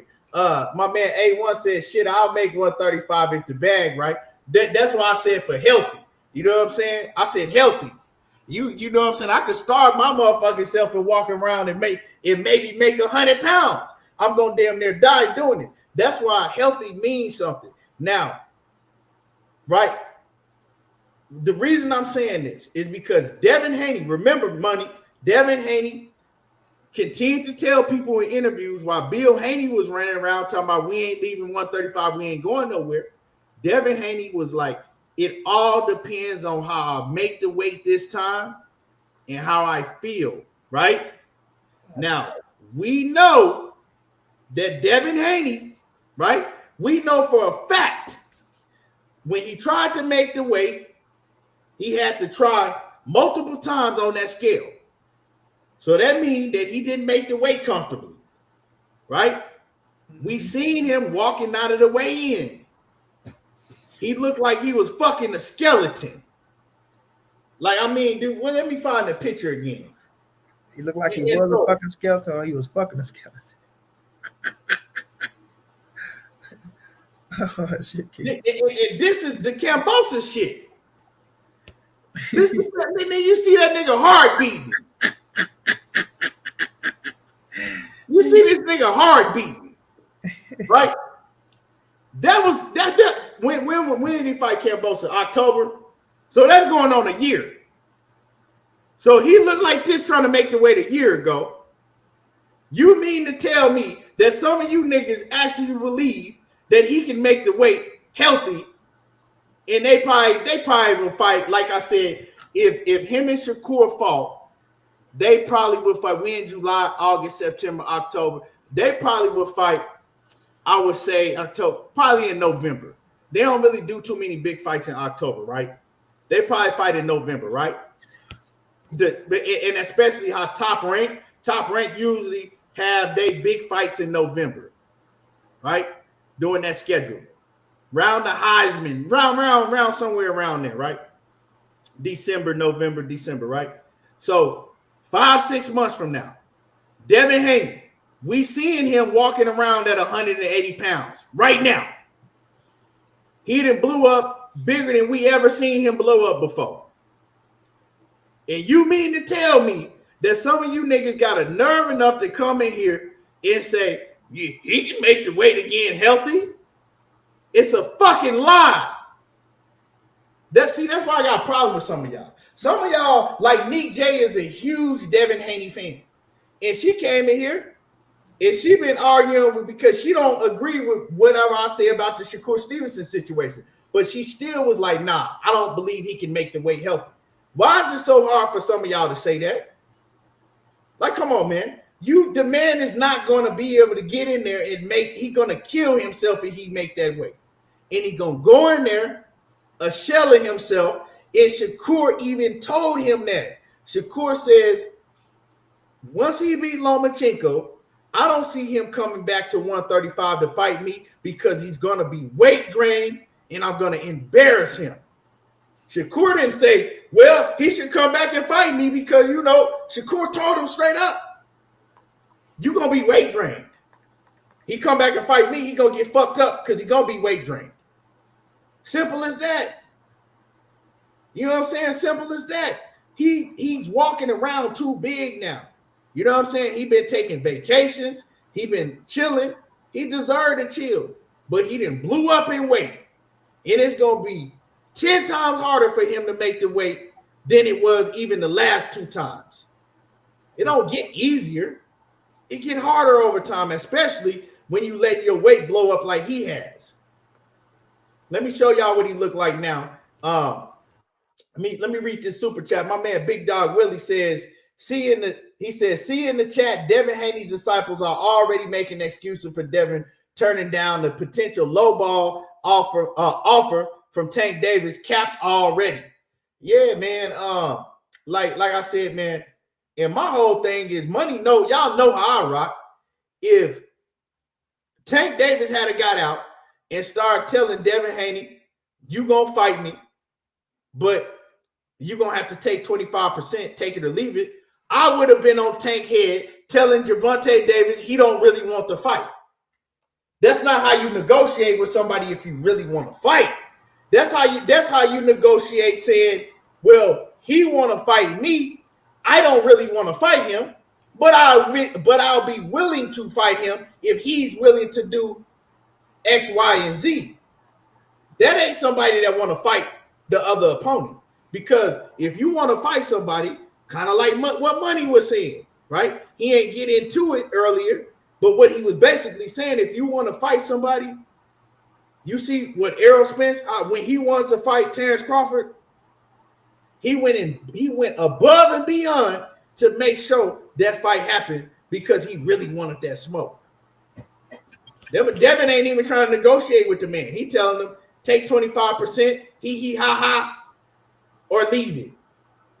He don't want to fight him. And I'm not saying he don't want to fight him because he's scared he can't make the motherfucking weight healthy. Let me show y'all a picture again. So some of y'all, I don't know what's wrong with some of y'all. Some of y'all just don't like to keep it 100 and truthful. Even Big Dose was like, I can't even really sit up there and say that. Big Dose was like, you know what? I can't even say all that. Look. Come on, man. You don't see that man motherfucking heart beating through his chest? He don't look like he just rose up out the casket. Like he been dead for 2 years. That motherfucker been dead for years. He rose up out the casket and got the flexing. Come on, man. Come on. Now look at him. Look, hold on. Look how big this nigga is now. Hold on, man. Hold on. Let me turn the light on so y'all can see it a little better. This nigga walking around. Nigga. Look at that shit. That nigga big as hell. Head big in the bitch. Come on, man. They look like one of them golden lords off a Meteor Man. Hey, talking about some motherfucking 135. They're talking about a 135. Come on, man. Y'all. AB, we gonna fight at 145 around this motherfucker. Nigga, look how big this nigga is, bro. Look how big he is. Y'all talking about he finna make 135. Man, miss me with that shit. If y'all don't fucking stop with the bullshit, you know what I'm saying? Come on, man. Just come down to, man. People, how they always want to say mother's capping for their favorite fighters. That's all it is, bro, at the end of the day. Because now they saying he begging, but if somebody said that Devin was begging to fight Tank, then, oh, no, he's not begging. He just want to fight him. Do y'all believe in y'all fighter or not? Do y'all think y'all fighter can win or not? Now, Shakur begging to fight Devin. Devin at 135 still with all the titles. He ain't vacate them motherfuckers. You feel me? So if he done vacated and left, I get it. But I'm like you, Key. I'm okay with him trying to pull off the biggest bag of his career, right? But just be realistic about the shit. Don't go out here faking and acting like this man, you know what I'm saying, don't want to fight you when you gave a legitimate offer and he turned it down. And you know what I'm saying? If it was a legitimate offer, I'd be like, hey, listen, fuck it. You know what I'm saying? You gave a nigga a nice offer that's deserving. You sat down, you negotiated with him. Man, go on about your business, bro. You feel me? Go on about your business. But it ain't that. You feel me? Ain't even, and everybody know ain't shit legitimate until you sit down and negotiate. Like people talking about with Earl Spence and Bud Crawford. Oh, we been wanting that fight for 5 whole years. Man, that shit wasn't no realistic until they sat down and started negotiate. You feel me? Don't matter what this person said, that person. We start sitting down at the table negotiate. That's when you start saying who really want to fight or not. You know what I mean? So at the end of the day, if they ain't giving that man a first shake to even try to negotiate for a goddamn fight, then we all know what it is, man. People can run around this motherfucker and pull up shit all they want to, talk about what happened in the next man business and try to bring that shit over here all they want to. At the end of the day, that man got a strong team behind him, and they ain't taking no bullshit neither, just like Bill ain't gonna take no bullshit. So y'all can't get pissed off at that shit. Nick J, you saying that Shakur is begging for the fight, right? But let's not pretend like that Bill Haney didn't come on here and say that he wanted to fight Gervonta Tank Davis and Shakur Stevenson, right? They said once again, absolutely, if they stand at 135, this is what Bill said. Absolutely, they stand at 135 and they want to fight Shakur Stevenson if they can't get Gervonta Davis. Now, if we go hold one and say, oh, when he begging for the fight, and now he don't want to. I don't want no parts about it, right? The next guy up is Shakur. Shakur is fighting for a mandatory position, right? Ain't he fighting to be the mandatory? Yeah. So what you saying? Now let me. No, I'm asking you. I'm asking you. Is he fighting? Isn't he fighting in a fight to be the mandatory? I'm not sure if it's a mandatory fight, but what I do want to ask you is what you're saying, right? First, you go look at Tank. If that ain't a go, you gonna fight Shakur. He knocked out. Oh, okay. So if Tank ain't a go, it's either Shakur or Tank next. So if Shakur say, "Hey, I'm available," you available, right? By the end of the year, we gonna see Devin Haney and Shakur fight. Absolutely. All right. I mean, don't get it. You need it. You know what I'm saying? I mean, put it in subtitles. So what I'm saying, if he really wanted to fight, right? If you saying you want to fight that man, and that man is saying that he want to fight you, it ain't no, we gonna give you the lowest shit we can give you and it's take it or leave it. It's we're gonna sit down and we're gonna negotiate and see if we can get this shit worked out. Straight up and down. Because I want to fight you and you want to fight me. That's it. That's it. That's all. It ain't no we telling Bob Arum in the background, well, if y'all want us to fight Shakur, let him know that we got to have 75% and we'll give him 25% and it's a take it or leave it. Let him know that. That ain't nah. My man Omega says, right, money, all of them are a bunch of hypocrites.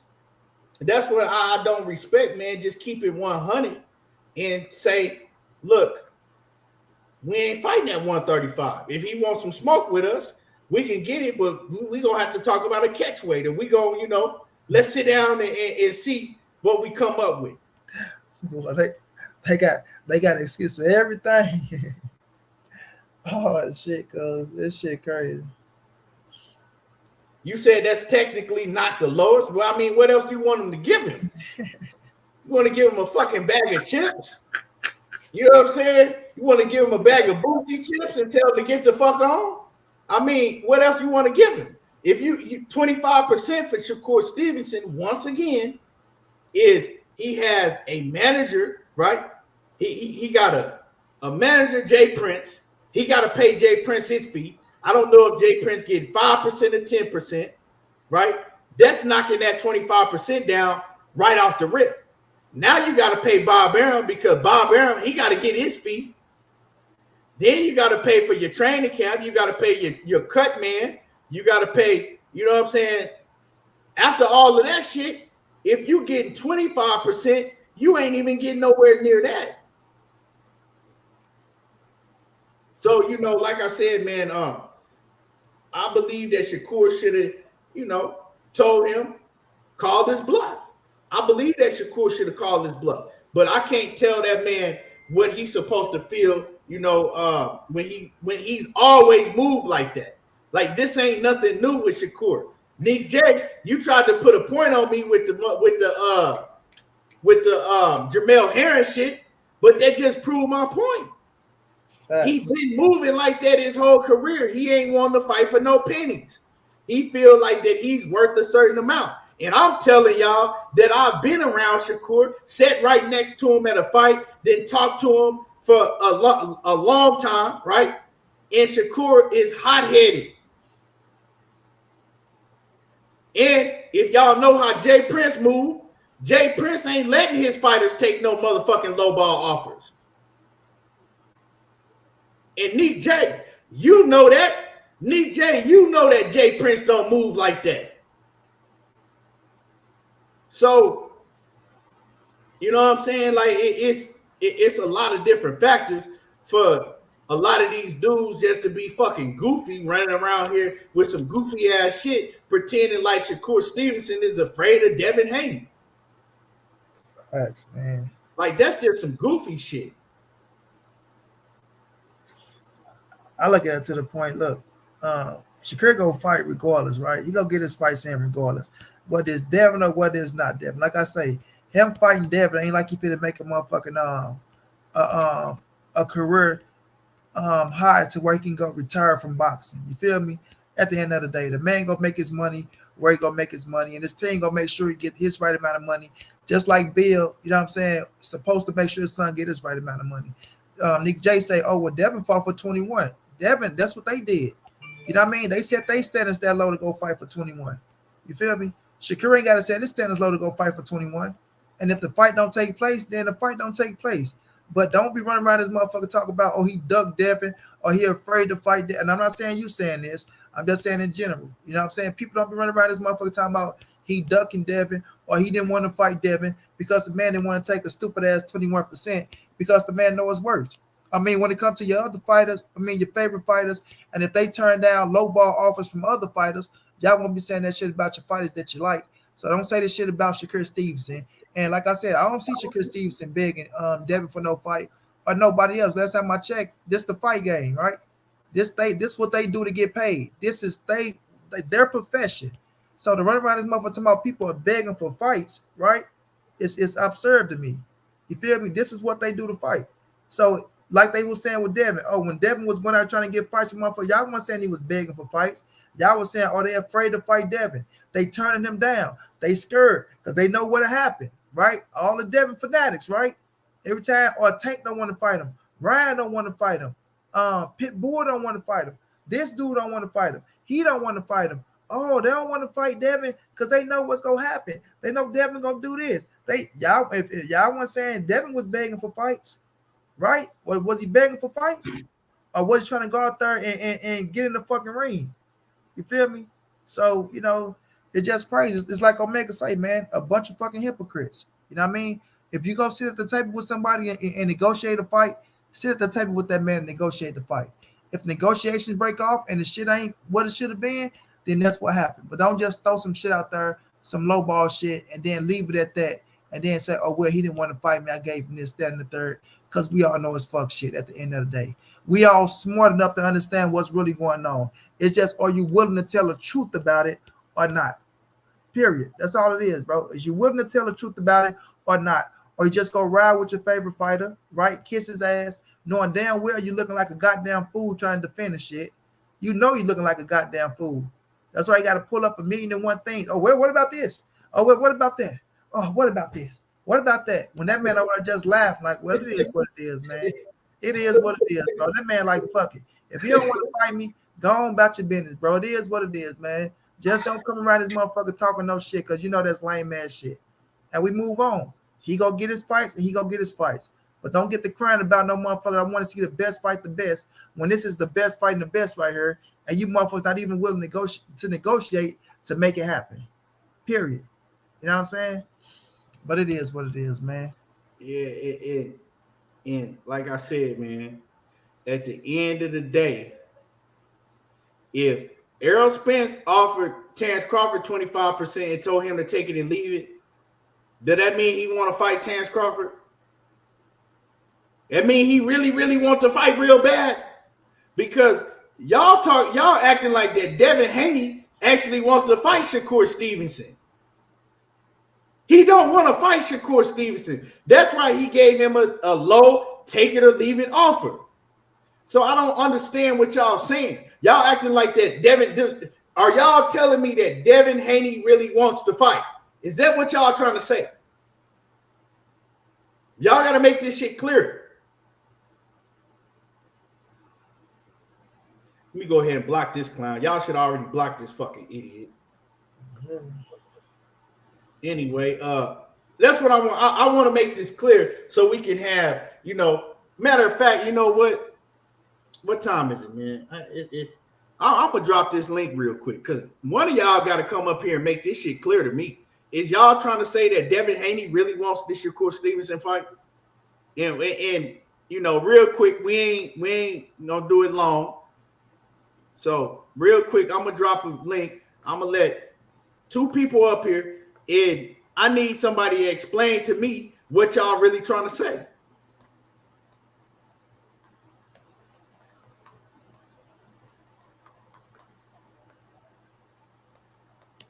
There's a link right there. So everybody in here first of all, I see a lot of niggas using language in here, talking about some shit cap. Use your own shit. You know what I'm saying? Use your own shit.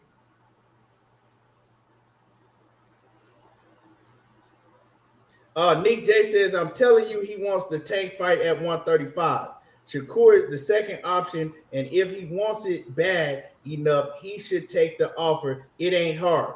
I'm asking you, okay, you said if Shakur wants it bad enough.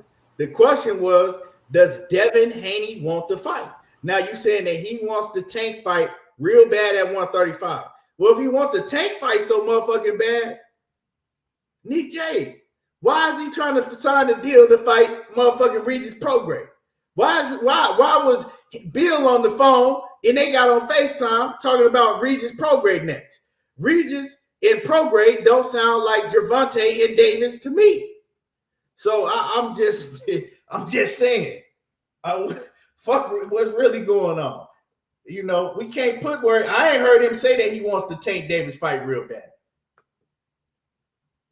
You go ahead, Big Dose.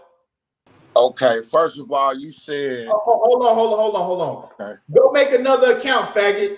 Now go ahead, Big Dose. First of all, you said if Spence offered Crawford 25%, do he really want to fight? Well, it's a difference. Crawford got something that Spence wanted. He got a belt. What the hell Shakur got? Big Dog, Shakur ain't got nothing. Plus Shakur, the question is simple.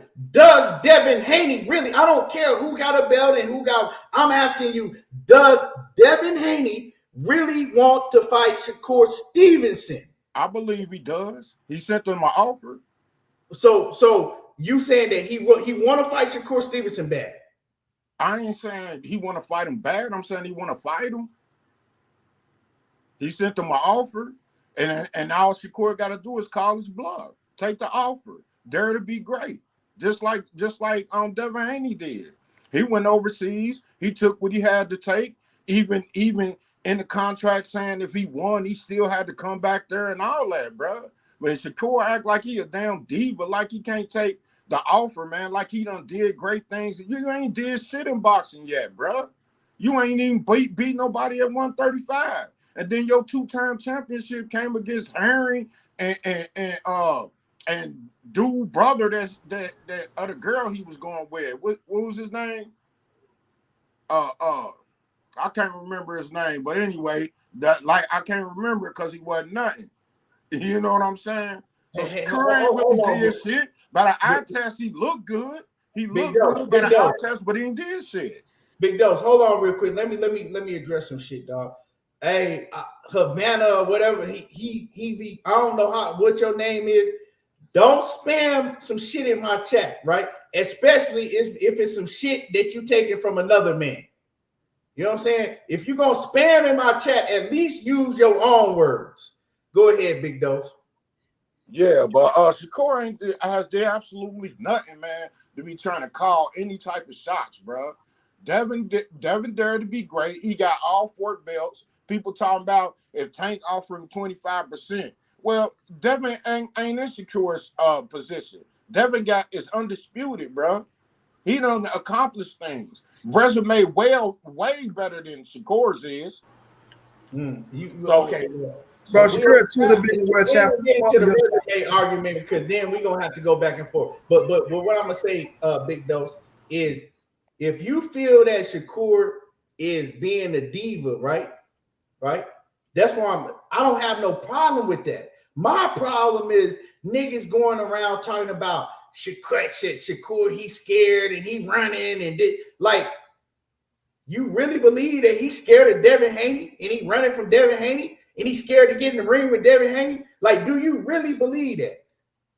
No, I don't believe that. I don't believe Shakur is scared at all. I just believe that he think he worth more than he is.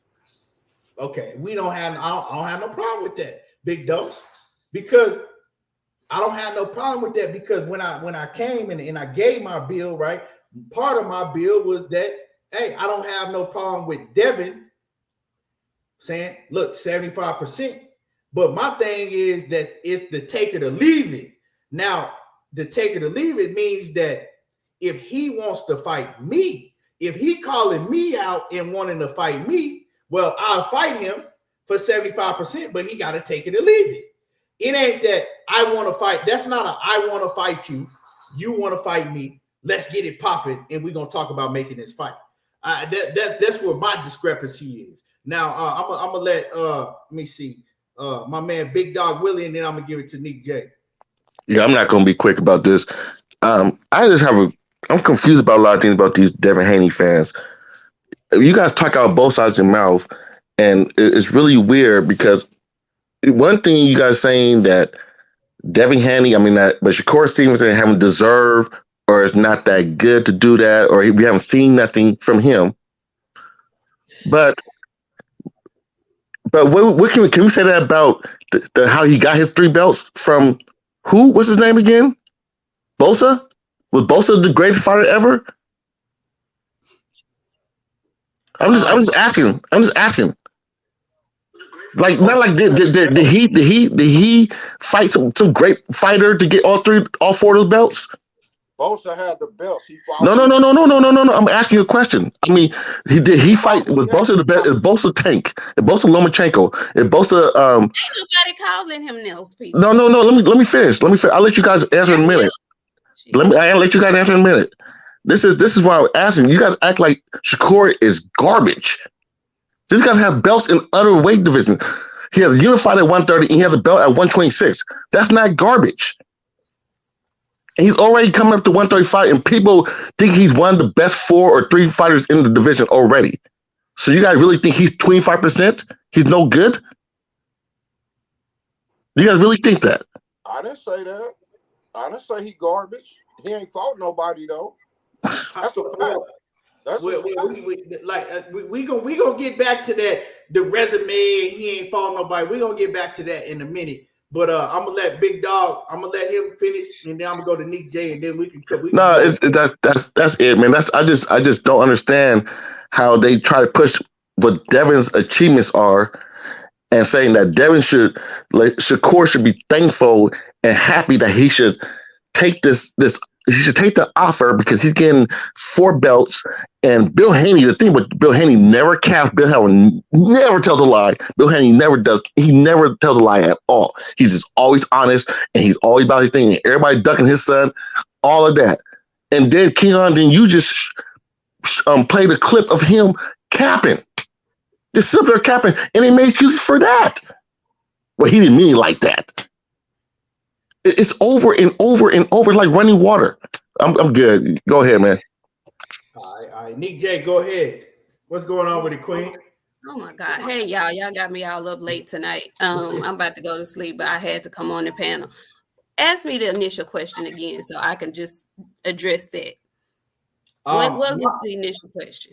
My initial question was, do y'all think that Shakur Stevenson is ducking and he's afraid of Devin Haney? And do y'all think that Devin Haney really, really wants this Shakur Stevenson fight? Okay, so no, I do not think Shakur is ducking Devin Haney. No, I don't think he's ducking him. No, do I think he's scared to fight him? No to all of that. What I really do believe, and I'm going to just tell you my theory, what I really do believe is that at one time, Devin and Shakur had a conversation and they both agreed, or they both had set their minds up that they would be fighting at a bigger weight class, whether it be 140 or 147.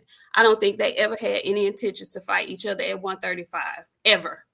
But something happened and something changed. And I don't know if this is all planned or contrived by both of them or what the case may be. But Shakur detoured from the plan and he decided he wanted to fight and call out Devin Haney at 135. Now, again, I don't know if they are both in cahoots with this whole thing just to have the boxing world talking and flip turned upside down.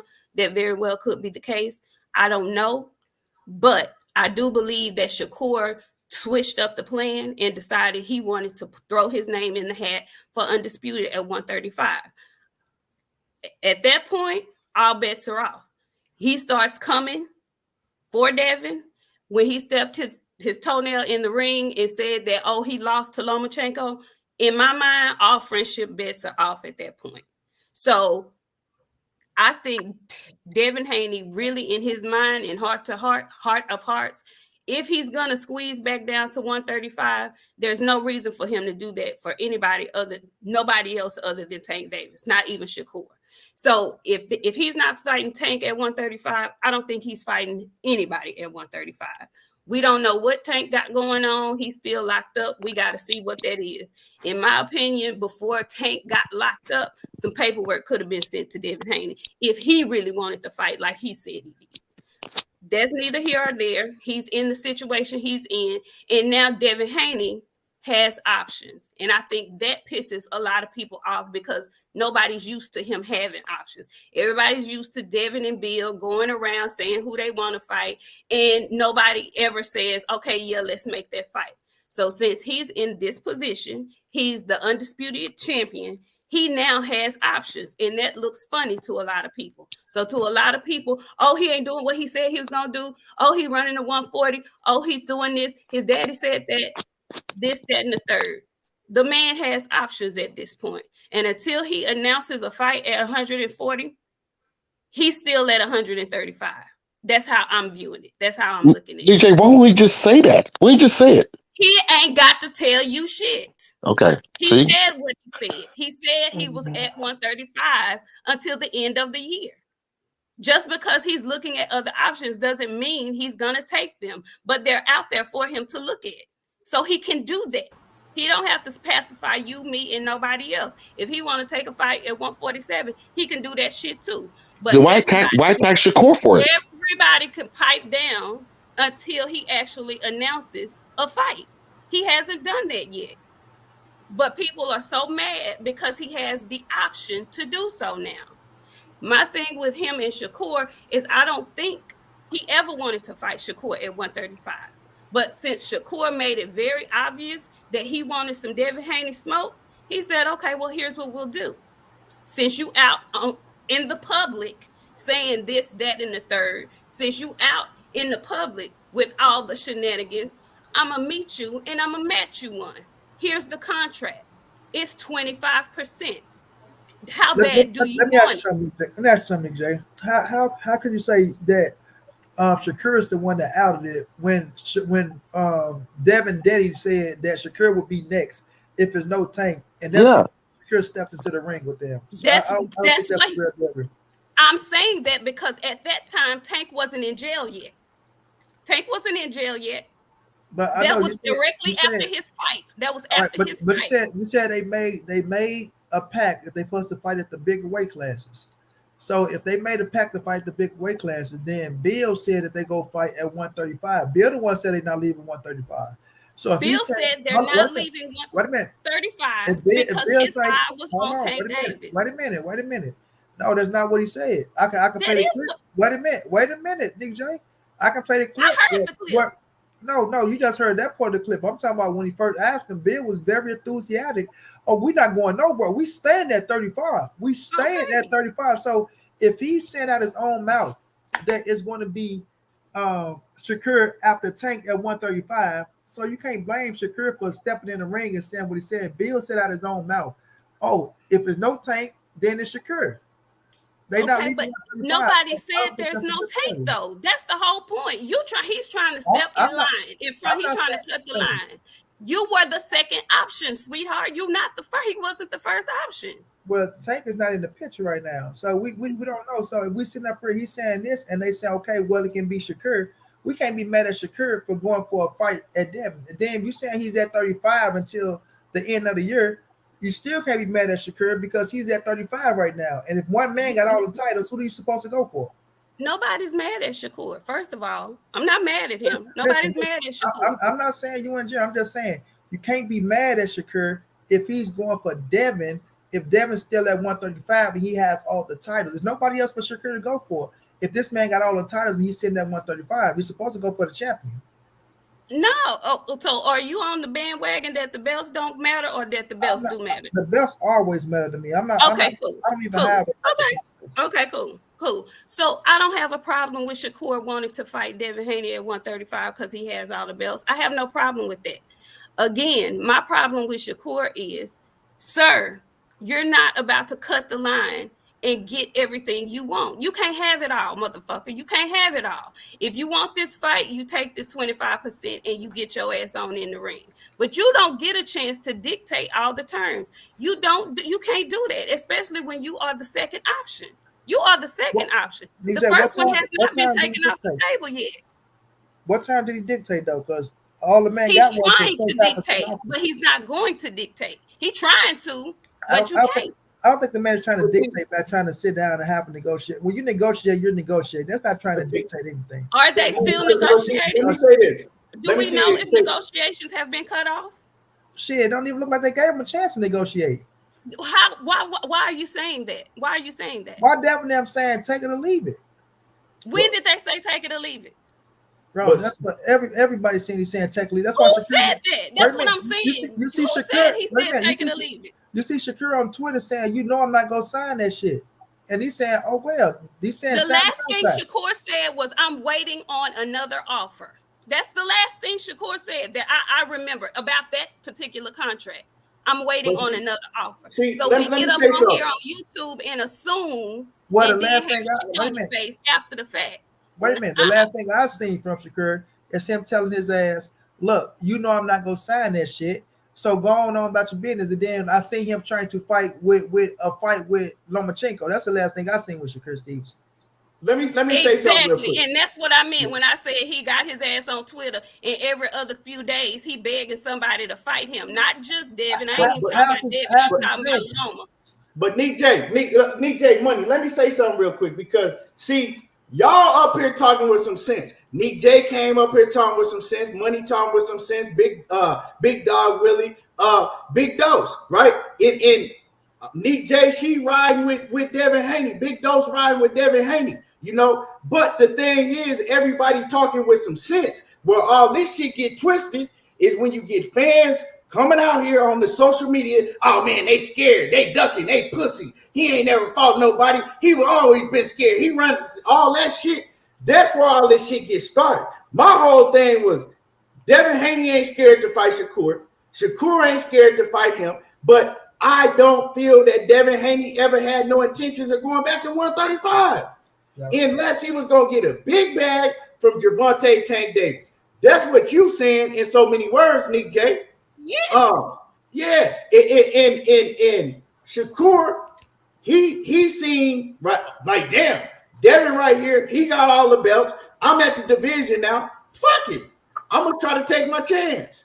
So okay, this is my question. And so you saying, well, hold on. So what you saying, Nick J, is if he want to do that, well, then he can't be, you know what I'm saying, picking and choosing what he want. And I understand both ways, but my whole thing is that when Devin Haney came on Twitter on some boo-boo shit, like, oh, yeah, he ducking. Sign it, he duck. Like, man, don't play that because you know that man ain't scared of you. Like, you know. But let me read this super chat real quick, and I'm going to let you cook. 78 Sports TV, salute. He says, Shakur, know dang well he going to be fighting Dev at 140. It was written by people about our pay grade. He said Shakur went off script and started trying to make Dev look like a duck. That threw Dev and Bill off. They ain't throw me off though. He said they ain't throw me off though. Shakur snake in my, he says, and I'm on his ass. He said Shakur snake and I'm on his ass. Well, let me say this, right? Shakur saw our opportunity. He tried to take it. And I also think that Dev feels some type of way when Shakur was in the camera talking about Dev lost to Lomachenko. He lost 8-4. Yeah. I talked about that, though. I made a video about that. And I told people I didn't like that shit. I said I ain't like that. Y'all know I rock with Shakur, you know? But I told people I ain't like how he did that shit. You know what I'm saying? You ain't need to do all that shit. And I wouldn't feel Shakur for that. But, I mean, all this shit's some messy shit. But ain't now one of these dudes scared of each other. Ain't now one of these dudes ducking nothing. No, I don't believe that either. I said the same exact thing, right? If you're only going to stay at 3-5 for Tank, I get the shit. Because Keon just showed the picture of how the boy just looked at making the fucking weight like a goddamn skeleton. Now, all this Shakur Noy supposed to be fighting Devin at 140 shit. I don't know if that shit true or not. I don't know how true that shit is, right? For him to go to 140, what that'd be? That'd be his 4th division. That'd be Devin 2nd division. How we know if y'all gonna meet up at 140 or not? When do you go up to 140 to know that you go fight this dude or not, bro? I don't know for all that shit to be true. But for him to say that he want to fight Devin now, I don't see shit wrong with that, right? If Devin's sitting at 35 with all the scraps. Now, what Devin should have done is, listen, Shakur, I'm not fighting your ass. I'm not fighting nobody else. But just like Earl did with motherfucking Turnbull Crawford, if it ain't making business sense to where it's the biggest payday of my fucking career with Javante Tank Davis, the biggest fight at 140 or the biggest fight at 135, then that's the only fight that I'm going to kill myself to make weight for. Otherwise, I'm at 140. And when you go to 140, everything will be out there. It don't matter who the fuck it is. You ain't fighting me unless you come to 140. But for all this, we supposed to be fighting at 140. And I don't know how true that shit is. Like, that's one side of the coin. They can say it. I want to see Shakur say that shit's supposed to be true.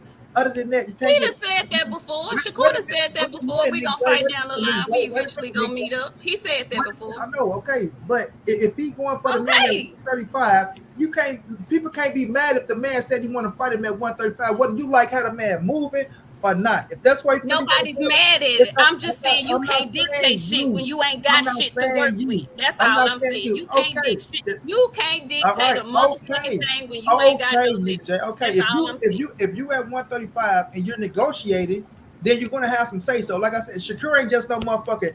Anybody that's just coming to the table to where he don't have no type of say so if we in a fight. Now Devin say, look, bro, I want X, Y, Z. The ring gonna be this. We're gonna fight here. This is what it's gonna be. This is what it's gonna be. Then Shakur team do have some say so. All right, well, you can have all that. We ain't taking no motherfucker 25%. And if that's what's holding up the fight, then that's what hold up the fight.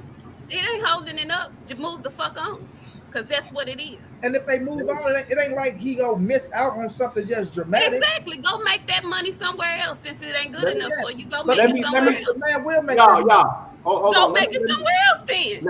Let me read this super chat, then I'm gonna let 78 get his take.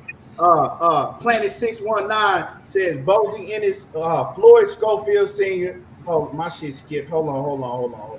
He said Bozy Ennis, Floyd Schofield Sr. and Jr. all said Loma won. Lots of brothers did.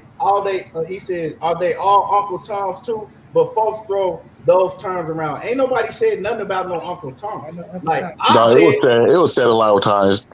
Like I said I didn't like him going around saying that shit because I didn't. That's supposed to be your partner. I didn't like him saying that shit. That was faulty. I admit that. But I just want to say that this guy about that shit. It said I ain't like how Shakur. That was faulty. But my whole thing is this. Now I'm about to get off. This whole. Let me get to 78. Okay. Let me get to 78 because he just came in here. But go ahead. Salute to y'all, to the panel. Salute to the lovely Nick J. I was about to go to sleep, right? And then I seen this in my subscriptions. I said, oh shit, they talking. I seen Nick J was on here. So I ain't gonna let the sister and my brother Big Dose stand by themselves. I got to come in here and say something. Now, in regards to Devin and Shakur. I'm sure look, y'all been on here, y'all know boxing, y'all got inside information like we all do. And y'all know damn well it be stuff that y'all told that y'all can't repeat on YouTube. I'm gonna tell you what I know. Shakur Stevenson is a sucker. And the reason I say that is because he was told way before Devin Haney and him went back and forth on Instagram and Twitter. He was told that him and Devin Haney is a fight for the future, 140, 147, which is why I started regurgitating that in my videos real slick. Because he was told that by Bob Arum. He know that. And he was cool with that. Him and Dev was cool. All up until the point Dev started getting too much shine. Dev talking shit to Tank.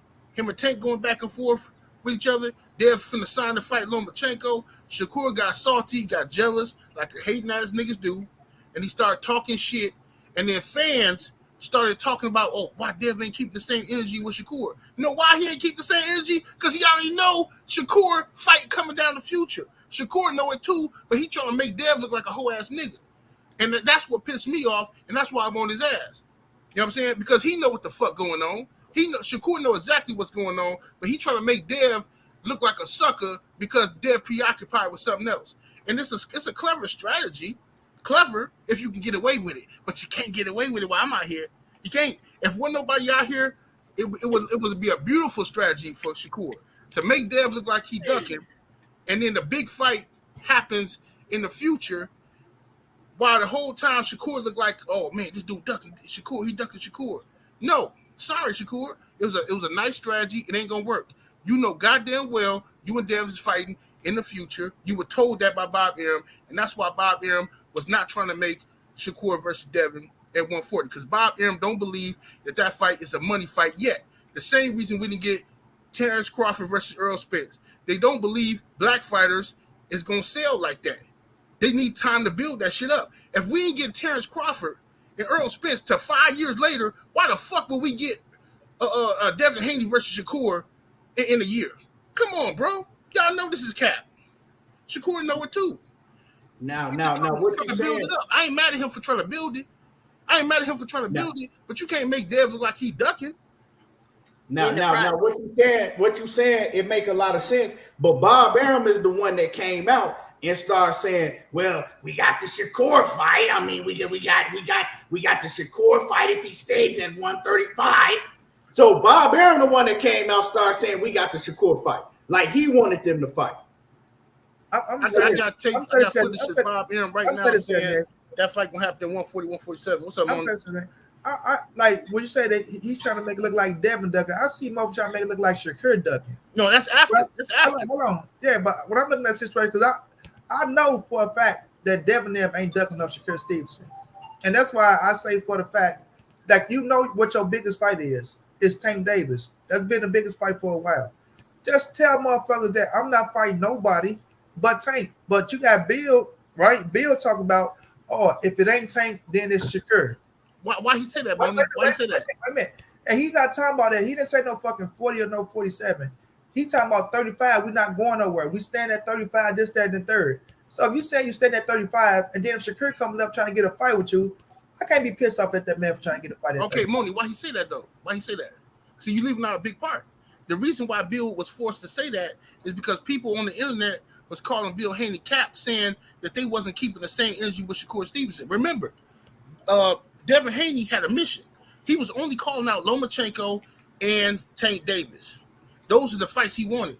Out of nowhere, people start talking about, oh, Devin Haney ducking Shakur. Why he ain't got the energy for Shakur? Why he ain't got the smoke for Shakur? Y'all forced Bill into a situation. As a grown man, can't nobody force you. Give us a goddamn fourth fight option then. Because Bill already knew Bob wasn't gonna give no fourth fight option because Bob already said that fight ain't happening until 140, 147. As a grown man, can't nobody force you to say shit. Say, man, ain't force you, but you ain't finna let yourself get right. You ain't finna man, Bill Haney ain't Bill ain't finna let no motherfucker punk him or this, that, and that. We talking about Bill Haney here. Come on now. That's exactly who we talking about. And Shakur know that too. Shakur know that too. So you think he was just gonna not say nothing? Don't say, oh no, Bill can say, listen, we ain't fighting Tank ass. we're not gonna fight Shakur unless it's at 140 or 47. The man we looking for is Devontae Tank Davis. If it's that, ain't no fight happening with Shakur unless it's at 140 or 47. Okay. Because of the way that we're going through. The people gonna say the fuck they gonna say anyway, bro. Moni, let me tell you what happened, Moni. Check this out. It's just like this, right?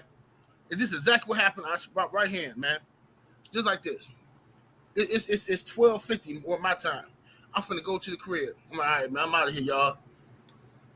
And then you start talking shit. Yeah, nigga don't want these spades. He know I was up next. Nigga left. Nigga don't want this. He don't want this smoking these spades. Like, bro, I gotta go home. I gotta work in the morning, bro. Oh, this nigga, yeah, you know what's gonna happen if you sit your ass down here. I will fuck it then, nigga. Let's play spades. That's what happened. That's all it is. This is black man to black man shit. Shakur started talking shit and Bill said, fuck it, let's do it. That's all it is. It ain't nothing about Bill being a hypocrite. That man wasn't fucking. He already knew Shakur and Dev was supposed to fight at a later date. Shakur started capping, so Bill like fuck it. Well, we'll stay at 140, not just for Tank, but for Shakur ass too. So 78, you basically say Bill will cap back, and we'll all cap together, so we can get these people interested. Don't do it that way. Because No, you just said. If you say Bill capping, then why Shakur ain't capping? I just said Shakur's capping, the Bill's capping too. Bill only difference is they sent Shakur offer. They sent paperwork. They sent him an offer though, so that ain't cap. Okay. Man, you just can't win with you guys, man. I swear to God. I mean, that's just facts though. But like I've been saying, nah, man, nah. Called his bluff. I think that Shakur should have called his bluff, but we can't say that Shakur ducking. He's scared because he feel that 25% ain't enough. No, I'm not saying that. I'm saying that at all. I'm saying they called Shakur bluff and he folded. That's what I'm saying. Because you out here talking I disagree wholeheartedly with that. Yeah, I do too. I'm talking about that cap and Shakur did at that party though. Talking about signing the contract. We don't even. That's shit that other niggas was reporting. Shakur, but big dose. That shit that other niggas was reporting. You ain't see me talk about none about Shakur handing in no contract. None of that shit. I ain't talking about you. I'm just saying it happened though. It happened. He sent the bottle over there with a big old sign in front of the world, talking about signing the contract, knowing it ain't even no damn contract. Did we see it? Wait, hold on, Big Dose. We ain't see him send nothing. Niggas be making up shit every day on YouTube, huh? He did that shit. No, did we see him send him a bottle? All we seen is Devin doing his thing and Shakur doing his thing on two different sides. We ain't seen nobody get no bottle. I didn't see bottles. I saw the thing saying sign the contract. That's what I saw. See, I didn't see bottles. I don't know, but I saw the sign that said sign the contract. Yeah, well, see, y'all ain't seen what I seen. I seen the bottle girl come over there with the bottle in that fucking sign because Shakur capping his ass off. You know what I'm saying? And acting, trying to make Dev look like a sucker. You know what he's doing? I didn't see that shit. Yeah. See, I never saw that though. I thought motherfuckers was just on the internet making some shit up. That was here in Houston at Club Camp. I saw it. But nobody. Yeah, but I always felt that they was gonna fight at 140 pounds anyway.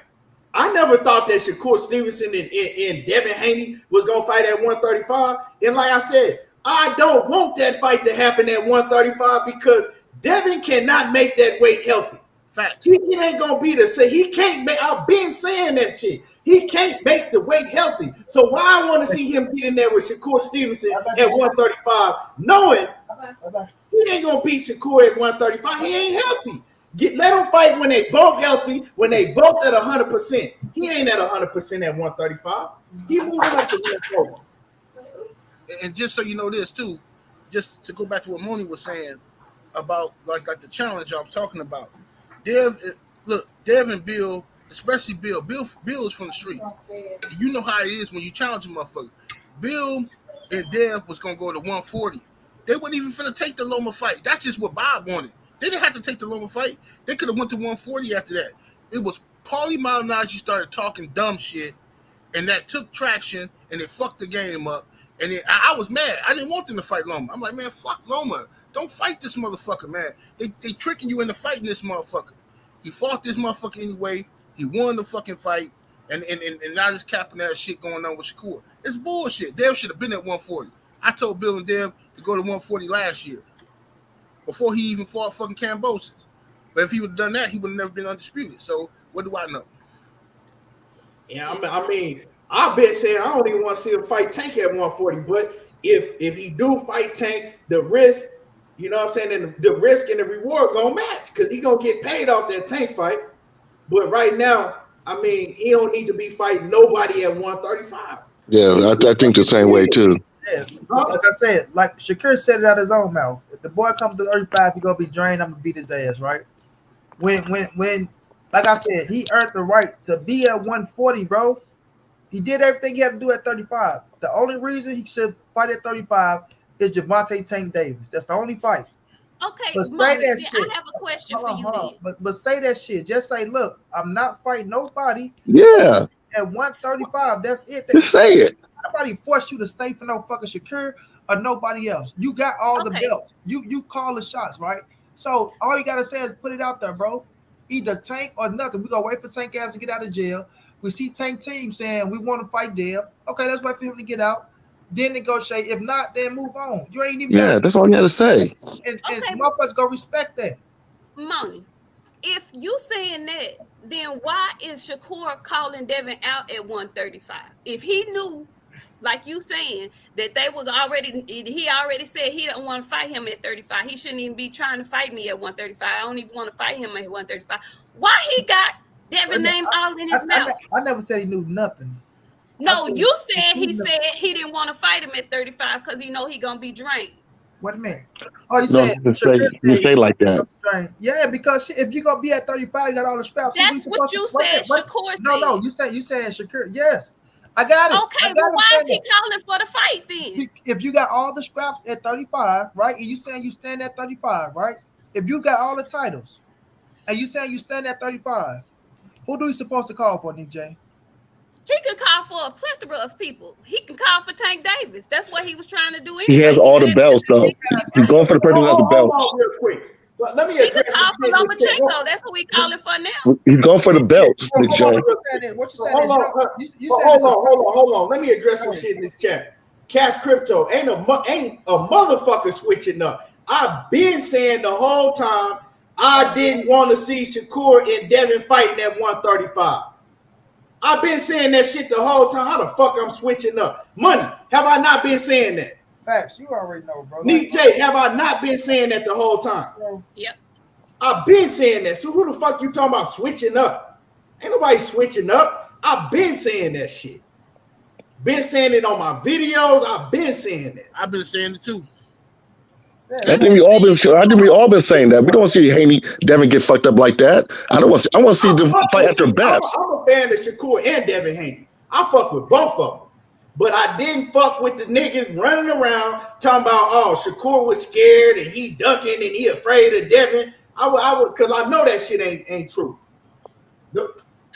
I'm a fan. That's the problem I had. I'm not gonna lie to y'all. When Shakur started moving the way he was moving, when he stepped his toenail in that ring and said what he said, I started looking at his ass sideways because I didn't like nothing. No, and I'm gonna tell you. I said that's personal. Oh, my bad. There's a personal feeling.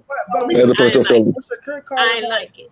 Not what that's supposed to be your boy. Not what y'all supposed to be friends or cool or whatever. I ain't like this shit. I can feel. I don't care if he thought I'm telling you right now. I know get for a your fact. ass in the motherfucking ring and say no shit like that. And I still like him. Y'all see my videos. I ain't got cap. Yeah. I like Shakur at first. I was rooting for him and all that. But Shakur Stevenson showed me, from what I know personally, Shakur Stevenson on some sucker ass shit. And I know this for a fact. He on some sucker ass shit. And he gonna embarrass himself. He lucky Dev like him. That's what I'm gonna tell you. He lucky Dev like him. Because Dev like him. And not like him. Yeah, but he don't like Dev. Now look, if Dev didn't like his ass, it'd be over for Shakur. Everybody who defended Shakur would be like, man, what the fuck? Trust me. I ain't out here talking. I ain't putting my reputation on the line for no bullshit. I'm telling you what I know. Well, this is not putting no reputation on the line. Is a capping ass nigga. All I'm gonna say this, bro. All this, he supposed to fight him at 140 and all this. All right, that's what y'all got. To me, I'm not pissed off at him calling the man out at 35. Right? It's up to Dale to put his foot in the ground and let him know ain't no fucking fight happening, right? But when Nick J. them said, "Oh, why is he calling them out and all this shit?" If you the man at the division with all the scraps, you supposed to call them out. You supposed to call out every motherfucker at the division. I don't see shit wrong with that at all, bro. I don't see nothing wrong with it either. It was his tone and delivery that pissed me off. Right, I got you, but I'm not gonna, kick the man up the ass and drag him under the bus because he called Dev out for a fight. You feel me? No, he should have. I think Shakur should. What he should have did was when he speak of Dev, he should have kept it 100 and said, "You know what? Yeah, me and Dev be a great fight. Yeah. I look forward to fucking Dev up when I move up to 140 because I think he's gonna move up after he fight Loma." Had he said that, I had no problem with him, none. But when he started capping, talking about, "Oh yeah, he can come down, he gonna be drained and all this old shit," and all and then people running around the internet talking about Dev is ducking Shakur, why he ain't keep the same energy. That shit pissed me off because I'm like, hold up, Shakur, you know goddamn well what the fuck going on. So and Shakur is the one that said that shit, Devin the Duck Haney. See all of that old extra ass bullshit. I don't like it. And then Devin did what he was supposed to do. He sent them an offer. Now that's on Shakur if he don't want to take it, and that's on Shakur if he got 1,000 people in his pockets. That's on him. Them the choices he made. Now, big nose. It don't matter who you got in your pocket, bro. You got a team. If your team say, you know what, if you don't want to take that, they ain't got to take it, bro. At the end of the day. So on one side, this is more of a personal thing. The other side is business. That's what I'm hearing, right? Offer, it do matter. It do matter. Bro. Personal and business. That's basically what it's coming down to it. Bro, it seems like we're mixing them together. It's all business. It's all business. That's why he sent him a 25% offer, because that's straight. But you guys sound like you guys making some of it kind of personal, though. Anything else, it would have been a favor. But Nick J, sound like you got to take it personal. Some of this shit's kind of personal. He fucked that up. Nick J, that offer was to suck my dick. That was on some like, nigga, I know what you ain't gonna take, nigga, suck my dick. That's what that was. It was personal. It was personal. When you come like you come, you get what you get. That's personal. That's what the offer was. It was like, nigga, suck my dick, take 25%. You get what you get. It's personal. And everybody knows it's a bullshit offer, man. What do they want to get? Shakur could have been against it. He could have been like, you know what? 25%. I'm taking it. Now what? I'm taking it. I think he should have did that. Easy work. He could have did that. That's what he could have did that, but he ain't gonna do that. You know why he ain't gonna do that? Because it ain't about he know he can beat Devin and all that shit. It's about the motherfuckers who got hands in his pocket. That 25% ain't enough to feed everybody. That's what. That's what I said. And that's a personal problem. I said the exact same thing you said, 78. I said enough to feed nobody. Damn thing, bro. Come on now. Hey, where was all this? We gotta stop acting like this gonna be a motherfucking 8-figure payday here, bro. At the end of the day, now look, I get what y'all saying on the part where, Dev can't fight him at 35. He weight drained. All that shit is true, right? All that is true. But at the end of the day, if Shakur say, "Fuck it, I want to fight him now," this is a chance we can fight right now at 35. Especially with all these young motherfuckers blowing up the way they blowing up, the way the game going, how it's going. I can't be mad at that man for trying to get a fight with Devin. And if Devin them know the fight ain't gonna be at 35, then it ain't gonna be at 35. But when you go out there, you looking at the shit and building them saying they stand at 35 and they still sitting right here with 4 scraps, bro. 4 of them, all the fucking titles, right? That's how you eat. You get a title, you go eat. Everybody ain't Tank, Canelo, motherfucking Earl Spence, or motherfuckers that can move without titles and make big money. Some of these fighters need a title to make money. Devin is one of them. He needs titles to make money. Shakur gonna need titles to make money. Everybody ain't gonna have that it factor where you just won that motherfucking go on pay-per-view and fight for paper, bro. So if the man at a weight class is at 35, you at the weight class, he had a fight at 135. Now you feel like he's ready for a world title shot. If Devin holding on to all them motherfuckers, he's saying he's standing at 35, ain't nothing wrong with him. What y'all said is y'all just don't like the manner that he's going about it and shit. Hey, check this out. Dev just fought Lomachenko, a month ago? Was that a month ago? And right. He already talked about he need to get rid of the titles. He need to Meanwhile, Tyson, bitch ass Fury, been up there, ain't did shit with a motherfucking belt for a fucking year. Usyk ain't did shit. But 78, we know what that's about. We know what that's about. 78, though. Hold up, homie. So Dev just fought Lomachenko, and he ain't even got a fight signed yet, but he got to give up his belts to a bunch of motherfucking fans who just got done bragging about how belts don't matter. So he the only one going after the belts, but he got to give them up in a month. Man, get the fuck out of here, bro. He was signed a fight at 140. Who said belts don't matter? They in the chat with the bullshit. Who said he gotta give up his belt? Who? They in the chat with the bullshit. Oh man, I don't worry about the chat when we on the panel. I don't know. Hey, but look though, my question is, where was all these tears for Devin when Devin took that low ball offer to go be great? Where was all them tears for him? Hey, I was the first person to say that was bullshit. Man, Devin didn't put themselves in that position. I ain't hear nobody going hard like they going for Shakur though. Listen, big dog. This is a completely different way. You've been seeing me ride for Devin for the longest time. It's always different when it's Devin, bro. Hey, big dog, you can't say that shit. If you've been seeing me ride for Devin for the longest time, I'm talking about you, bro. Big dog. Did Devin go on Twitter and say give me the same offer? Or whatever the hell he said. Devin did what he did to go get the scraps. What we say? We respect him for that shit.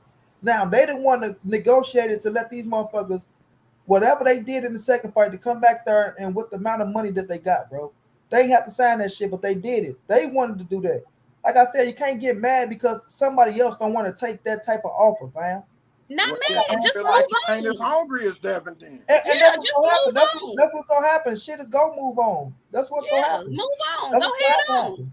Yeah, he told y'all anyway. He told y'all anyway when people start getting crunk about him and Devin. He told y'all, hold on, wait a minute. I wasn't even talking about him. Y'all let me handle my business. I got this. He told y'all that a long time ago. So I ain't studying Shakur. Shakur gonna fight whoever Bob tell him he gonna fight, and that's what that's gonna be. Where's the out play out? I mean, at the end of the day, it looked like that Devin Haney, he finna go to 140, which he should, and he probably gonna fight Regis. That's what it looked like it's gonna go down. He gonna go back. Eddie gonna pay him, and shit. Shakur Stevenson, he gonna be off the table. I don't see that Tank fight happening either because Tank ain't conceding and fighting at 140. Tank is gonna fight at 135, and that's it. Tank fight where he wants to fight. Huh? Tank fight where he wants to fight. It doesn't matter where he fights at. Tank finna fight Eastside Cruz. That's what's gonna happen. They already setting that shit up. Tank could go fight a Rudy Poot at 140. And fight a person at 142, 137, 134. Fight whenever he wants. He know he gonna beat at 140 for sure. Yeah, quick. I mean, man, all this shit, like I said, I think that Shakur should have called his bluff. He didn't call his bluff, but Devin know what type of temperament Shakur got. That's why he sent him that 25%. You know what I'm saying? He knew Shakur wasn't gonna take it. He already knew that shit. And it was a suck my dick offer. I already know how this nigga is. Like I said, Shakur's a hothead. I didn't talk to this nigga. I done been around here, hothead. I just don't think neither one is ducking each other. You know he a hothead. I don't think neither one of these niggas ducking each other. Neither one of these niggas is ducking each other. Neither one of these niggas is afraid of each other. Right? We know the tactics in boxing, how that shit go. Devin belong at 140. I agree 120%. 120. He belong at 140. But if you come down to 35, it should be for one fight. You know what I'm saying? But just say that shit, man. Just say it. That's all I'm at. Bro, he said that before. He tried to say that. And then Shakur, that's why I'm tripping on, bro. Dev said that before. He said, bro, I got this shit on tape. Dev said, and Bill said, man, I'm going to 140 after this Cambosa shit unless I get the Loma fight or the Tank Davis fight. Next thing you know, all these influx of Shakur fans start saying he was ducking Shakur. Y'all remember that shit? Come on, bro. Don't act like y'all remember that shit. That's what fucked up the whole game. Nobody was dissing Shakur before that. When Shakur wasn't even in the picture. Right, he wasn't even because we already knew what it was with Shakur. Then all of a sudden, Shakur first of all, he already knew what it was with Shakur, and Shakur was still at 130. We thinking he finna get undisputed at 130. He wasn't even thought about it. 135, Nick J. No, I'm saying then he was still at 130. He couldn't make weight though. He couldn't make weight. Yeah, you're right. I'm thinking you said 126. You said 130. Nah, he was at 130 all that time. That's why he wasn't even in the equation. Then he gets to 130, have one fight with the Asian dude, and now he want all the smoke. Boy, sit your ass down and wait your turn. Shit. That's all I'm saying. Yeah, thank y'all for having me on here, man. I'm just gonna go up here and take care of something. I'll holler at y'all. I'm out, y'all. All right. So yeah, all right. Appreciate it. I'm finna get ready to wrap it up to myself. Man. But like I said, man, everybody on the panel, we ain't agreeing on everything, but we agree on one thing, that all that ducking shit, you know what I'm saying? That shit is some bullshit. You know what I'm saying? Ain't then one of these dudes scared of each other. It wasn't no ducking. It was some, you know what I'm saying, some egos. That's And we all agree that he should go to 140 too. Devin should go to 140. Right. He should go to 140 And not sit your ass at 135 with all the scraps and then get mad when Shakur Stevenson call you out. But I also think money, him staying at 135 right now, holding all them scraps, he using that for leverage, because if he just relinquish all them belts, then it's like, okay, I'm gonna move up. And But me and Bonnie had the same thought process. We're saying like, this dude, just admit that you don't want to fight him at 135. Nobody's tripping. Like you said, like I said, even if he had told the nigga, look, we can fight at a catchweight. I ain't fighting you at 135 because I'm not fighting at 135 no more. So if you want to come fuck with me, you can fuck with me at 140 at a catchweight. Whatever. Facts, Key. That's what I'm saying. But it's like, but don't send like you say, Key, the suck my dick offer, because that's exactly what it is. And then they mad because when you send an offer like that, you leave the door open for people to say you duck. You see what I'm saying? When you send a contract and it's 25% and then you don't want to negotiate, real motherfuckers who know the game, okay, bro, if you go send a 25% offer and you don't let a man sit down and negotiate, then people want to say that shit. I would have been better off with you saying, look, man, I'm not sending no contracts or shit. I'm only staying at 135 to see if Tank want to fight me. If not, I'm the fuck about the dough, bro. Y'all can say what the fuck y'all want to say. Fans go talk regardless. You feel me? Motherfuckers go say you duck. Exactly. You know what I'm saying? So if that's the case, bro, just say that. But don't go beating around the bush and then send this goddamn offer and then get mad when people say, oh, if you don't want to negotiate with the man, then, you know what I'm saying, you're not trying to fight him. That's just I don't want to see. I'm telling y'all, I don't want to see him fight Tank at 135, dog. I don't want to see that shit, man. I know most people don't give a fuck, but I want to see the best fight the best at their best. And I know if he get in there and fight Tank at 135, he's going to be drained and Tank is going to hurt him. And then I'm going to be looking at Tank like, damn, he fought he fought Devin Haney, but he was drained. I don't want to have to say that shit about nobody no more. Fighting, like I want to see them fight. If they fight at a catchweight 138 or something, you know what I'm saying? They could do that. But I don't think that Tank is gonna move up to 140 and fight him, because we know Tank is like, man, fuck that. I'm the A side. I'm gonna fight where I want to fight. I don't see us getting that fight. I don't see it happening. And if Devin Haney try to shrink himself down to 135, he's gonna get hurt. I don't want to see that shit. I don't think Devin was mad that Shakur called him out at 135. I think he was mad because Shakur did that snake shit where Lomachenko got in the ring. I think he ain't felt some type of way about that shit. I'm gonna feel some type of way about that shit too. And that's why he sent him that bullshit ass. Well, I say it's a bullshit offer, but he should also take it, because Devin Haney took a bullshit offer to be undisputed. Why is good for Devin? Man, enough of Devin Haney taking the bullshit offer that they wanted to take themselves, bro. Cut that out, bro. Yeah, he took it because he wanted to be great, though, money. Come on, man. Do he want? Okay, but if somebody else want, okay, you can't force somebody to be great. You just said out your own mouth it's a bullshit offer. So yeah, it is, and it was when Devin took it too. But he did it though because he wanted to be great. The fight ain't gonna happen. Want to be great. Listen. You can want to be great, but you ain't gonna take no bullshit. And if you want to take the bullshit, if you don't get the offer, then it is what it is. But just because Shakur don't take a bullshit offer, don't mean Shakur don't want the fight. Period, bro. Well, I'm just saying he ain't taking. It's personal. It's personal though between them. It's because they were once cool, and you know some shit went left with both of them, and now it's personal. So he sent them a suck my dick offer. You know what I'm saying? And I do feel that Devin Haney feels some way that Shakur was all up in the camera talking about Lomachenko won 8-4. I would have felt some way about that shit too. Keep it 100. Pop with the drop. Don't worry about what the fuck money paying for, what money going to. Just worry about what your money going to.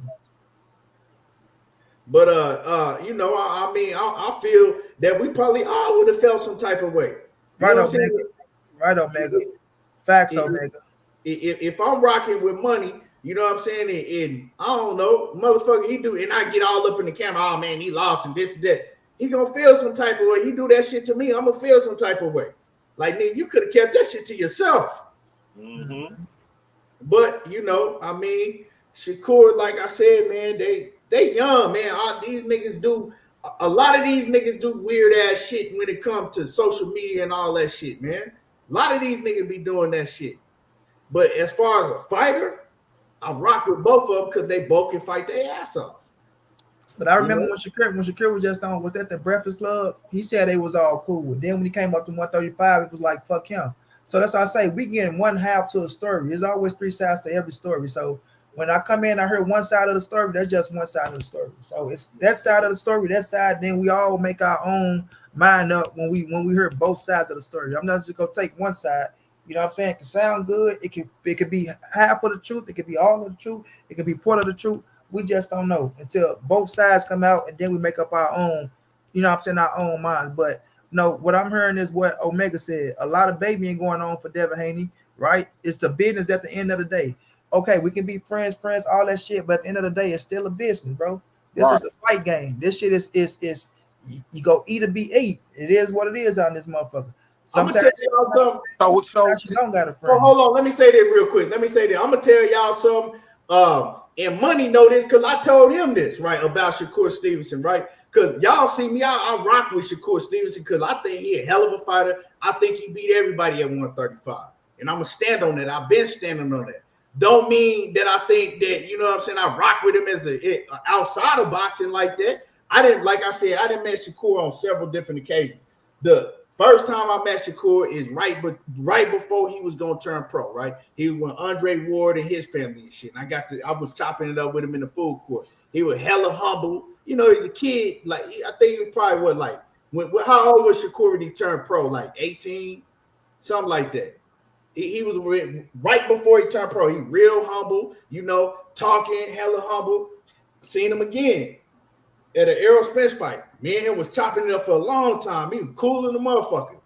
Then come down the line, I see him again. This is years later. Once like he done got a little name and everybody know who he is, and the nigga whole attitude changed. The nigga was acting hella cocky. Nigga was, you know what I'm saying? I went to get a nigga dapped. The nigga acting like, you know what I'm saying, gonna give me it. So the nigga, he liked that. Like I said, Money. Am I lying to you? Me and Money that talked about that shit. You talking about that shit. Yeah. So I said, I don't really necessarily like how the motherfucking nigga attitude is. The nigga, you know what I'm saying? Like, he started getting a little bit of money, and then the nigga started acting funny and shit. But, so I know how Shakur is, but I don't let that shit cloud my vision of what the nigga is in the ring. I could go around easily saying, fuck the nigga Shakur and he a bitch, and I don't do that shit. I still rock with him because the motherfucker can fight. You know what I'm saying? He can fight. And I believe that he the best at 135. Money believe Tank the best. Big Dose believe that Devin the best. They all gonna have to fight though at the end of the day. But man, I'm gonna get ready to wrap it up. It's getting late. Let me get everybody last word and salute to everybody that came through. Salute to everybody support the channel in the comments, the super chats. Y'all know I don't do too many lives, but man, it was a good live stream because, like, you know, shit, niggas had to get shit off their chest. Big facts. I just got one question for Money. How we babying Dev, and this for Omega Red too, how we babying Dev by saying, hey, if Shakur wants to fight, he should take the same thing Devin took when for Undisputed. How we babying Dev by saying, because y'all saying he too big for 135. It's easy to answer that question, bro. Because you say you can't tell another man what to take, right? Like, motherfuckers get mad about that. Like I say, to me, I don't think 25% makes sense. That's just me, right? I don't think 25% because y'all sit up here You trying to discredit Shakur Stevenson. Y'all talking about he ain't fought no motherfucker, he ain't did shit. You know, I heard other motherfuckers say the same shit. I don't know if that's to discourage people or that's your way of thinking or not, because you know some people say shit, people take it and they make it their own reality. But to sit up here and lie and say Shakur Stevenson ain't done shit in boxing when he a silver medalist, a 2-division world champion, a former unified world champion, now he in this motherfucking 3rd division trying to be a 3-division world champion, to say that young man ain't did shit is very disrespectful. No matter what you think about the man put in work. And for him to move up to 35 and to be ready for a world title shot, because we know the skill set he possesses. We know when Shakur moved up to 135, he one of the baddest motherfuckers in the division right now, right along with Tank, Devin, and Lomachenko. He's right there with all them motherfuckers. He can beat any one of them. So to make it like, oh, he came up and he ain't done shit. Oh, wait a minute. To say he came up and he ain't done shit is all bullshit, because in my opinion, I don't know about y'all, in my opinion, if you put Shakur in the ring with George Kambosos, he'll beat the fuck out of George Kambosos. If you put him in the ring with Lomachenko, I think he'll beat Lomachenko. And like I say, I don't think he beat Tank. I think he beat Devin, but he has the skills to beat a Tank. You understand? And for people to look at him to make it look like, oh, he can't do this, he can't do that, it's fuck shit to me. And I'm not mad at him coming to 35, and for a man to have all the scraps and him calling to fight that man. If that man want to fight him, he'll do what he got to do. But other than that, I'm not mad at that kid for doing what he's supposed to do in the sport of boxing, which is a lonely ass sport. This ain't no friendly ass sport at the end of the day. So yeah, they might knew each other coming up, plus have been homeboys. Like I said, it's 2 sides to every story. So we'll see how the shit play out in the future, bro. Real quick. But like 78 said, he got too many mouths to feed, like I've been saying the whole time. Buddy, I've been saying that shit the whole time. He take 25%. Once he get done paying Jay Prince, then he gotta pay Bob Arum, then he gotta pay everybody else. What is that 25% then? What do you got? So he looking at the situation like, nigga, you know me. We have a personal relationship.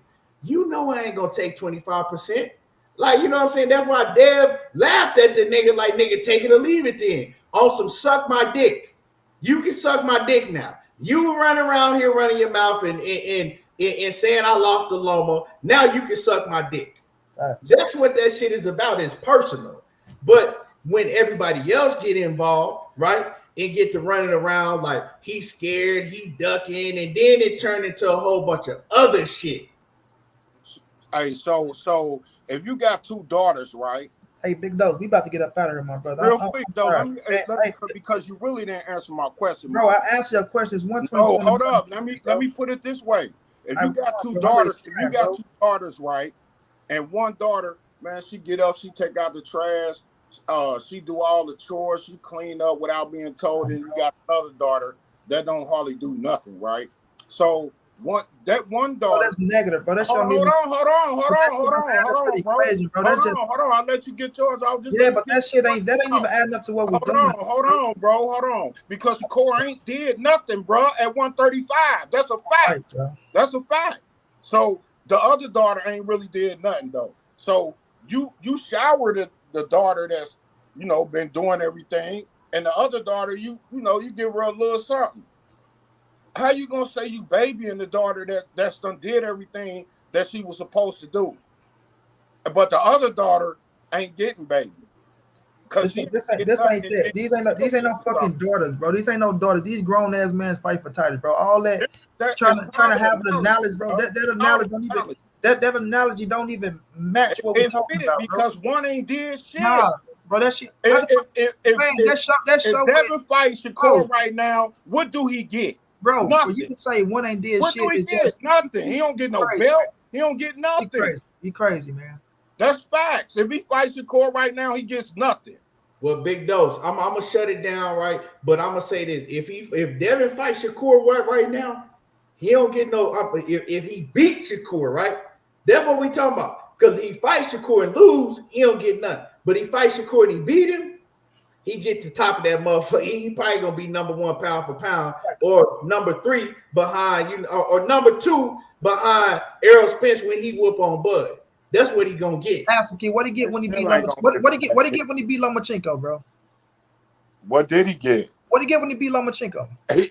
He beat somebody that beat somebody at 135. That's what he got. So you say he beat somebody that beat some? What did Lomachenko have, bro? I just told you he got a bigger name than Shakur do. He got a Negative. bigger hand than Shakur. Negative. And beat somebody at 135. Lomachenko lost Shakur twice ain't already. did that yet. Y'all want to get Wait a Shakur minute. everything before he Let even me put ask you in the something. work. Let me ask you something. Lomachenko lost twice. So if you telling me if Devin Haney was to beat Shakur or beat Lomachenko, you telling me that the winner was Lomachenko was bigger than beat Shakur Stevenson? It was because Lomachenko has fought. Man, stop He it. has fought names at 135. Right Shakur now, ain't even put in the work yet, bro. That's what. Right all now, I'm where saying. we at, bro? Right And that's now, a fact. If you can't admit that, man, you can't admit if the Devin truth, was to man. beat Shakur Stevenson, that's a bigger win to beat Lomachenko right now, bro. Yeah, that's a bigger win, though. If he beats Shakur Stevenson, like motherfuckers that really know boxing, they know what Shakur Stevenson is. Whether you think that Tank can beat him or you think that Dev can beat him, they know that Shakur Stevenson is on the A+ level. Like you know what I'm saying? They know what Shakur, you know what Shakur Stevenson is, big dog. Yeah. All that he ain't fought nobody and all that. Like you know he that dude. And I in said that it ring. before. I said it before. The eye test, yeah, he looked like that dude. He looked like a monster, bro. By the eye test, but accolades and work wise, he ain't done it yet. Man, accolades and work wise, the man, a 2 division world champion, a former unified champion, bro. Stop it, bro. You saying that shit just to discredit him, bro, to try to big up Devin Haney, bro. But and let me say this, right, because I wanted to say this earlier to you, Big Dose. When you say that Devin Haney resume is way better than Shakur's, you can't really say that, dog, because you know, like as far as Lomachenko, yeah, Devin Haney got the biggest win of any of them niggas at 135 right now, including Gervonta Davis with Lomachenko on his record. And I'm gonna continue saying that shit.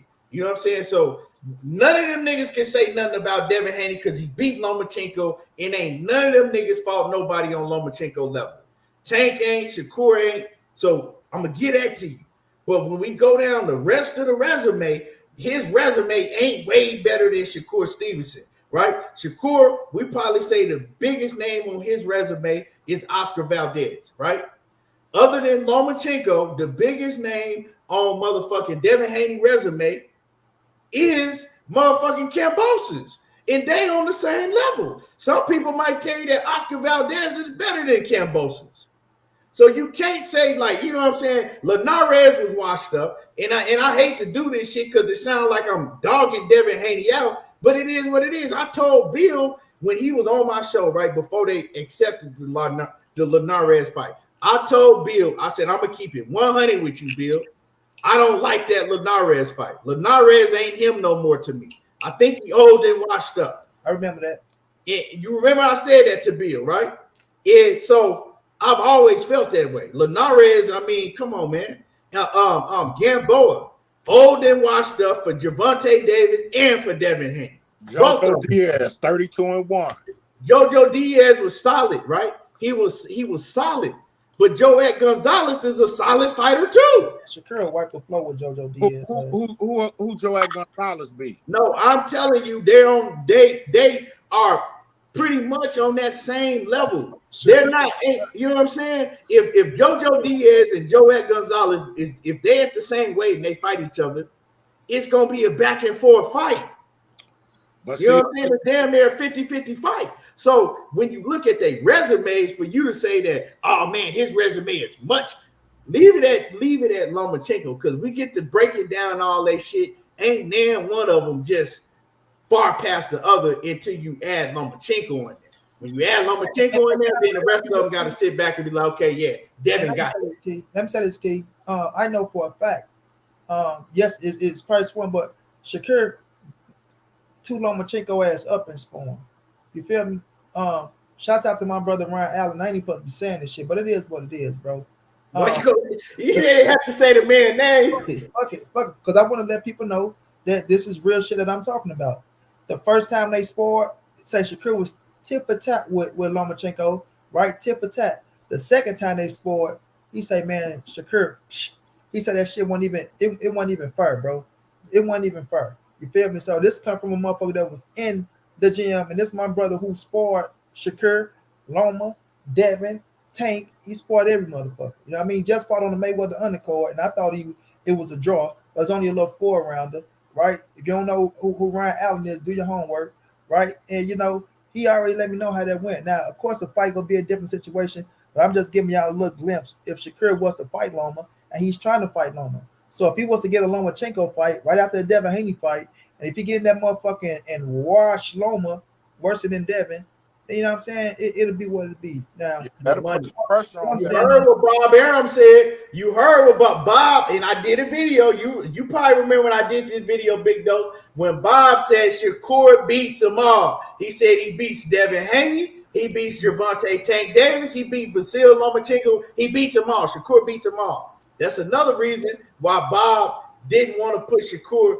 and Lomachenko in the ring with each other. See, Bob didn't really believe in Devin like that. For some reason, he didn't really believe in Devin like that. They thought that Devin was going to go in there and get beat by Shakur. By Lomachenko. But see, now Bob kind of believed in Devin a little bit more. But even though he was running around saying he lost the fight, Devin ain't lose that fight. But that's a whole different story, man. But let's get up out of the key. Bob Arum, he been saying it too. But man, we gonna shut it down. I appreciate everybody, man.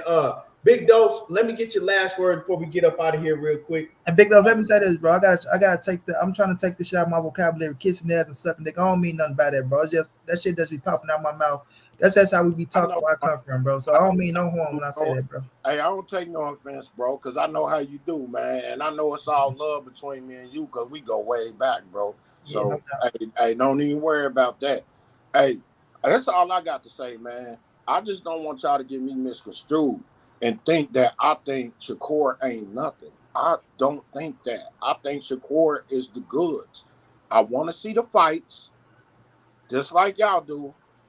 But all I'm saying is, y'all got to keep it fair, man. Y'all can't say what's good for the goose ain't good for the gander, man. That's not right. That's not right. That's all I got to say, bro. Yes, sir, man. Hey, bro, thanks for letting me rock out, man. Much love to you, bro. You know, always, Big Dose. I respect your take always because I know you going to keep it real. You're going to keep it real, you know? Yes, sir.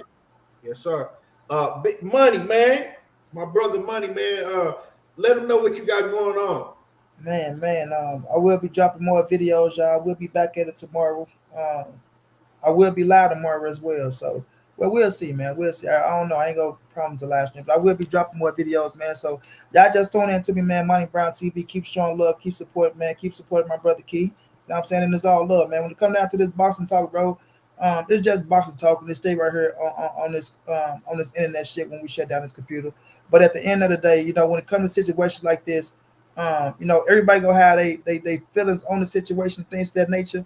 But certain shit that we looking at, if it's not fair, right, and people know that it's not, just because you're on your feelings and you like it, or you got a personal vendetta towards this person or that person, and if somebody calling out what's not fair and they have the right to call it out that it's not fair, then y'all can't get pissed off at that shit at the end of the day, because y'all know it's fair. I mean, y'all know it's not fair, but it's just because of the way y'all feeling and who y'all, the fighter that y'all care for, right? It's the ones who y'all rocking with.